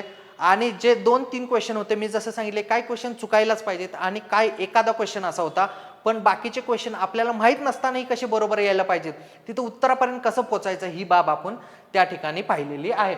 आता बघा, हवामान बदलाचा विचार करता हा क्वेश्चन आहे. हवामान बदल नैसर्गिक आणि सतत चालणारी प्रक्रिया आहे. ठीक आहे, या कल्पनेला कोणता भूवैज्ञानिक पुरावा समर्थन देतो. ठीक आहे, आता क्वेश्चनचं स्वरूप बघा, सोपं स्वरूप आहे ऍक्च्युली. ठीक आहे, याच्यामध्ये जर खाली ए बी सी असे पर्याय असते तर हा क्वेश्चन अवघड कॅटेगरीचा झाला असता. आता इथं आपल्याला काय बघायचं आहे, चौथा पर्याय तर वरीलपैकी सर्व आहे, पण काही असायला पाहिजे. पहिली गोष्ट लक्षात घ्या की हिम नदीची प्रगती आणि महागार म्हणजे काय. हिम नदीची प्रगती महागार म्हणजे काय, जस जसं टेम्परेचर वाढत जाते तर हिम नदी हळूहळू मागं येत जाते, रिट्रीट याला म्हणायचं. तर हिम नदीची प्रगती आणि माघार इंग्लिशमध्ये आपण एकदा चेक करू. ग्लॅशियल, ॲडव्हान्स आणि रिट्रीट म्हणजे जस जसं टेम्परेचर वाढत जाते तसं हिम नद्या मागं येत जातात आणि जस जसं थंडपणा वाढत जातोय जस तसं पुढे जात. म्हणजे ही आपल्याला सांगताय का हा क्लायमेट चेंजचा इव्हिडन्स आहे, तर नक्कीच बरोबर आहे. हिम नदी तलावांमध्ये गाळ साठतो, तो साठलेला गाळ वेगवेगळ्या कालावधीमधील झालेले डिपॉझिशन याबद्दलची आपल्याला माहिती देतो. तर हेही याचं करेक्ट एक्सप्लेनेशन आहे किंवा हा त्याचा करेक्ट पुरावा आहे.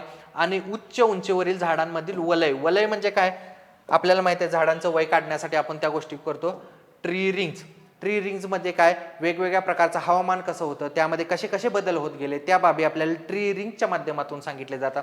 हा पण असा क्वेश्चन आहे की कुणाला माहित नव्हता आणि बरोबरच यायला पाहिजे, कारण ह्या दोन्ही मधून आपल्याला कळतंय की हे दोन्ही पण याचे पुरावे आहेत.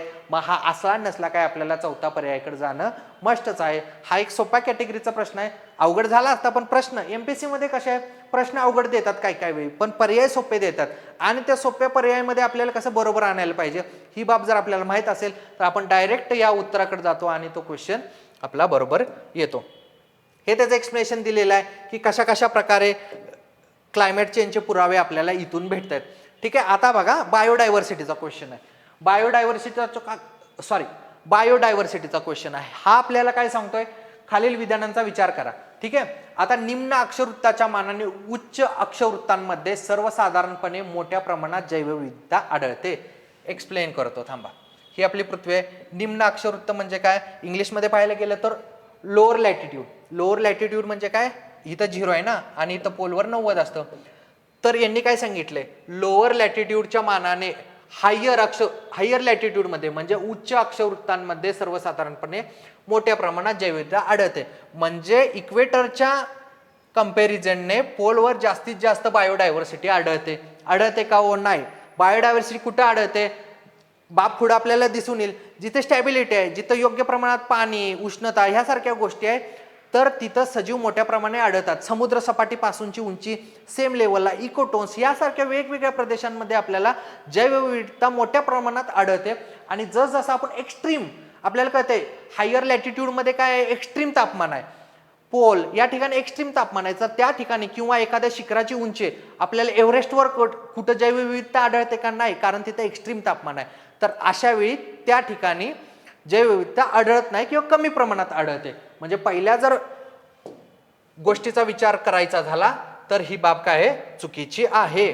ठीक आहे, तुमच्या याच्यासाठी आपण इंग्लिश मधून पण वाचूया एकदा की higher latitude generally have greater biodiversity than lower. तर ही बाब काय आहे, चुकीची आहे. इथं पण biodiversity is generally greater at lower latitude than higher latitude on mountain slope. म्हणजेच काय, पर्वतीय उतारावर उच्च उंचीपेक्षा निम्न उंचीवर म्हणजे कमी उंचीवर सर्वसाधारणपणे जैवविविधता मोठ्या प्रमाणात आढळते. ठीक आहे, मी तेच सांगितलं, आता एक्सप्लेन केलं, ही बाब बरोबर आहे. म्हणजे आपल्याला काय कळतंय की दुसरा फक्त बरोबर आहे, म्हणजे हा ऑप्शन बरोबर आहे. आपल्याला काय इथून समजायचं आहे, क्वेश्चन कशावर आलं आहे तर बायोडायव्हर्सिटी आणि त्याचे प्रकार किंवा कुठं जास्त आढळते आणि कुठं कमी आढळते याच्यावर तो क्वेश्चन आलेला आहे. खालील ठिकाणी बायोडायव्हर्सिटी जास्त आढळते, याचं एक्सप्लेनेशन आपण पाहूया.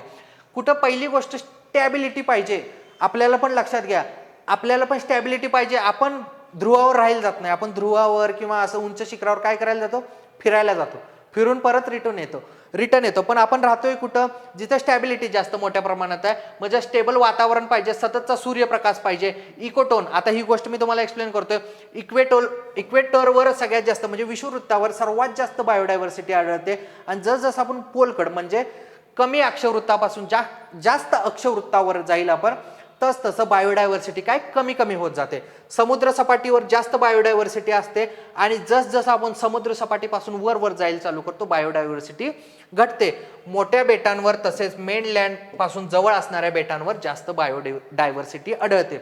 मोठ्या बेटांवर आणि लहान बेटांचं, एक इतकं मोठं बेट आहे आणि एक इतकं बेट आहे, कुठं डायव्हर्सिटी जास्त आढळणार आहे, बायोडायव्हर्सिटी नक्कीच इथं आढळणार आहे. आणि जे मेनलँड पासून बेट असेल तिथंही बायोडायव्हर्सिटी जास्त आढळते. आता आपल्याला काय पाहायचं आहे, इकोटोन. आता इकोटोन ही बाब मी इथं का घेतलेली आहे तर त्याचं महत्वाचं रिझन आहे, याच्यावर 2018च्या प्रिलिम्सला आपल्याला क्वेश्चन आलेला आहे. सोपा क्वेश्चन काय होता, 2 इकोसिस्टीम असतील तर त्याच्यातील संक्रमणात्मक प्रदेश आहे, ट्रान्झिशनल झोन, त्याला काय म्हणायचं तर इकोटोन म्हणायचं, असा तो क्वेश्चन होता.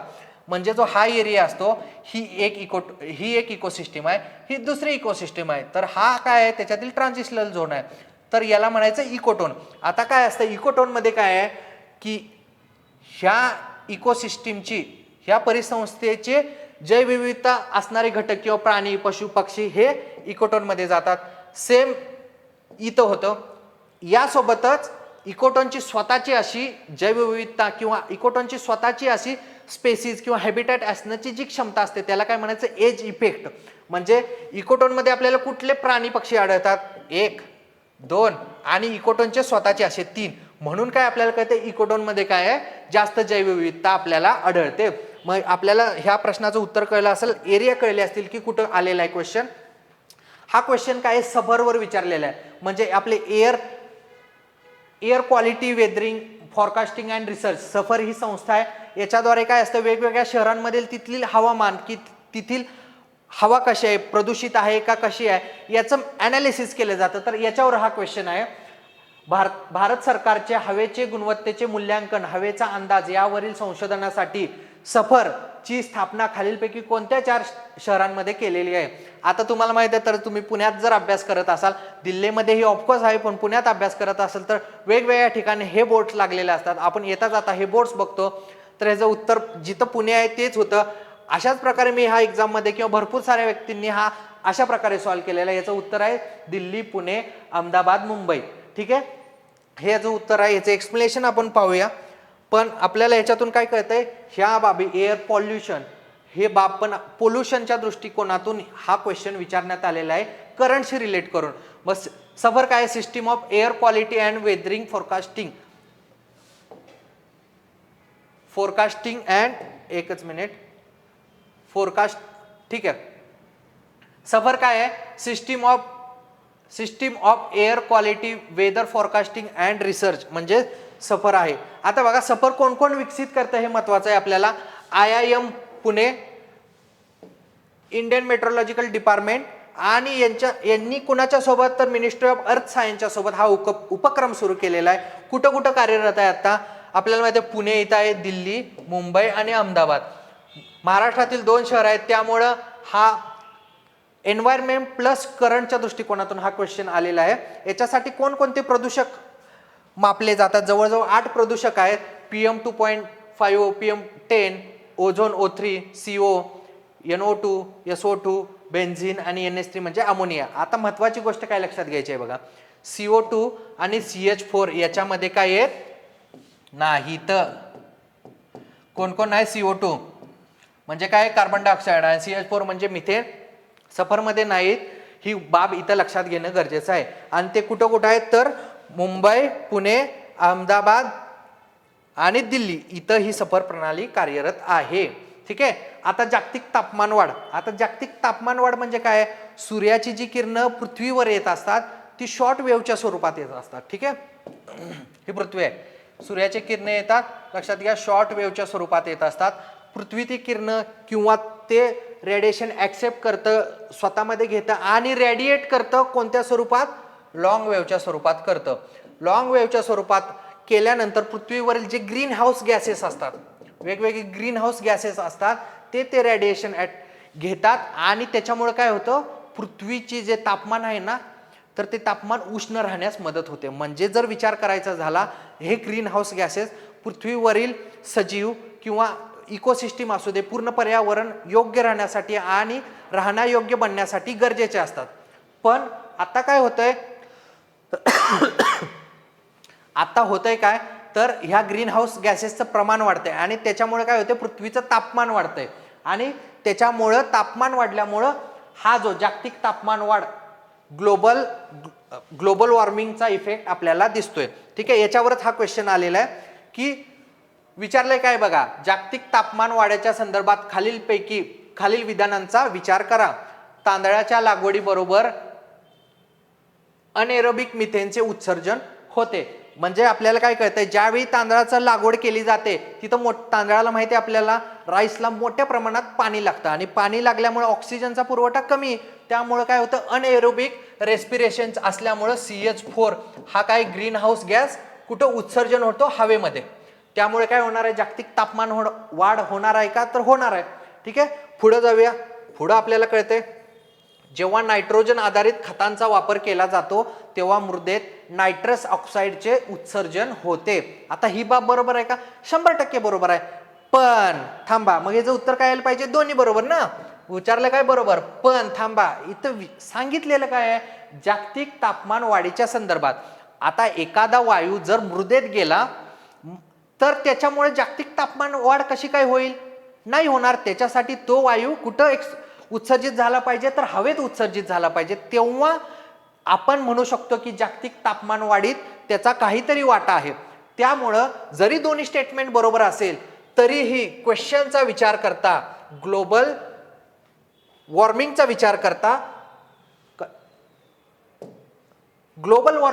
करता ही बाब आपल्याला इथं लक्षात घेणं गरजेचं आहे की पहिला जो ऑप्शन आहे म्हणजे जे CH4चं उत्सर्जन होते हवेमध्ये, त्याच्यामुळे जागतिक तापमान वाढ होते का? तर 100% होते. दुसरं स्टेटमेंट बरोबर जरी असलं, दुसरं वाक्य बरोबर जरी असलं तरीही त्याच्यामुळे हवेमध्ये ते उत्सर्जन होत नसल्यामुळे जागतिक तापमान वाढमध्ये ती बाब धरली जात नाही, विचारात घेतली जात नाही. आणि त्यामुळे फक्त तुम्हाला सांगतो, आयोगानं पहिल्या कीनं अ आणि ब दोन्ही असं उत्तर दिलं होतं, पण दुसऱ्या कीनं ज्यावेळी लोकांनी वेगवेगळे रेफरन्सेस पाठवले आणि हे लिंकेज ज्यावेळी लोकांना समजलं त्यावेळी आयोगाने याचं उत्तर बदलून फक्त हे केलेलं आहे.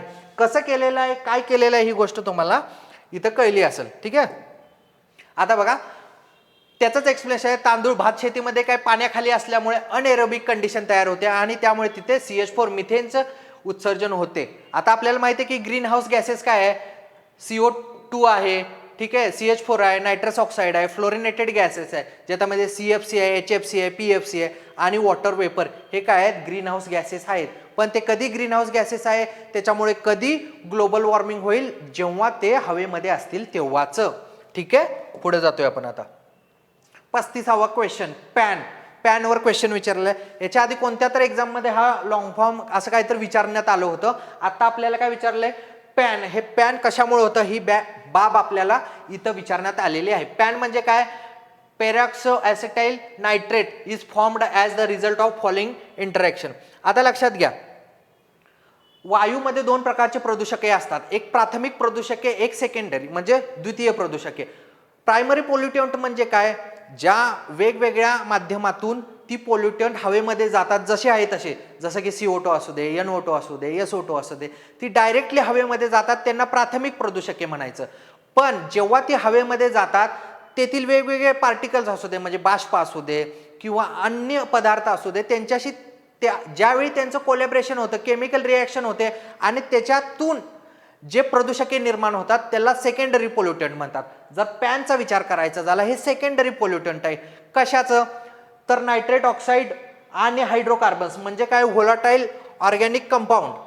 नायट्रस ऑक्साईड आणि व्होलाटाईल ऑर्गॅनिक कंपाऊंड किंवा हायड्रोकार्बन यांचं कॉम्बिनेशन कशामध्ये, सूर्यप्रकाशामध्ये. महत्वाची गोष्ट आहे, सूर्यप्रकाशामध्ये होऊन एक ब्राऊन हेज म्हणतात या कन्सेप्टला.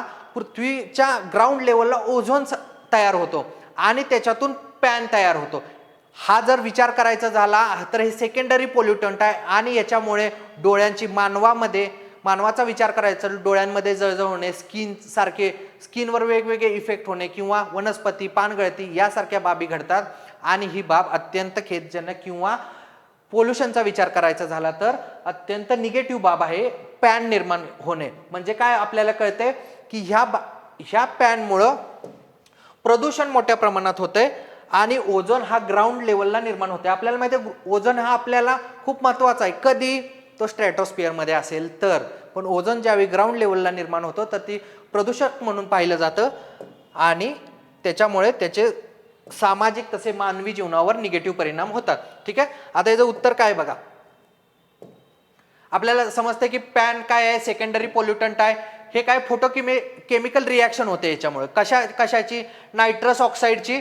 ठीक आहे, नायट्रस ऑक्साईडच्या कशासोबत, हायड्रोकार्बन्स किंवा VOC म्हणजे काय, व्होलाटाईल ऑर्गॅनिक कंपाऊंड यांच्याशी सूर्यप्रकाशाच्या सानिध्यात रिॲक्शन होऊन काय निर्माण होते, तर ओझोन आणि पॅन निर्माण होते. ठीक आहे, ही बाब आपल्याला इथं समजते. म्हणून याचं उत्तर काय आहे, तर बघा, पहिलं ओझोन कण आणि इंग्लिशमध्ये वाचतोय आपण, ओझोन आणि पार्टिक्युलर मॅटरचा तर काही संबंधच नाही. ओझोन काय याचं प्रोडक्ट आहे. ठीक आहे, नायट्रोजन ऑक्साईड सल्फर डायऑक्साईडचा काही संबंध नाही. ठीक आहे, कार्बन मोनॉक्साईड आणि व्होलाटाईल ऑर्गॅनिक कंपाऊंड. आता इथं व्होलाटाईल ऑर्गॅनिक कंपाऊंड किंवा हायड्रोकार्बन्स हे बरोबर आहे, पण अगेन कार्बन मोनॉक्साईडचा इथं संबंध येत नाही या रिॲक्शन मध्ये जेव्हा आपण पॅनचा विचार करतो त्यावेळी. म्हणजे उत्तर काय, नायट्रोजन ऑक्साईड प्लस हायड्रोकार्बन्स किंवा व्होलाटाईल ऑर्गॅनिक कंपाऊंड याच्यामुळे ब्राऊन हेज म्हणजे पॅन, फोटोकेमिकल स्मॉग ही रिॲक्शन होते आणि सूर्यप्रकाशाच्या सानिध्यात पृथ्वीच्या ग्राउंड सरफेसवर ओझोन सारखा लेअर निर्माण होतो आणि त्याच्यामुळं पॅन निर्माण होतो.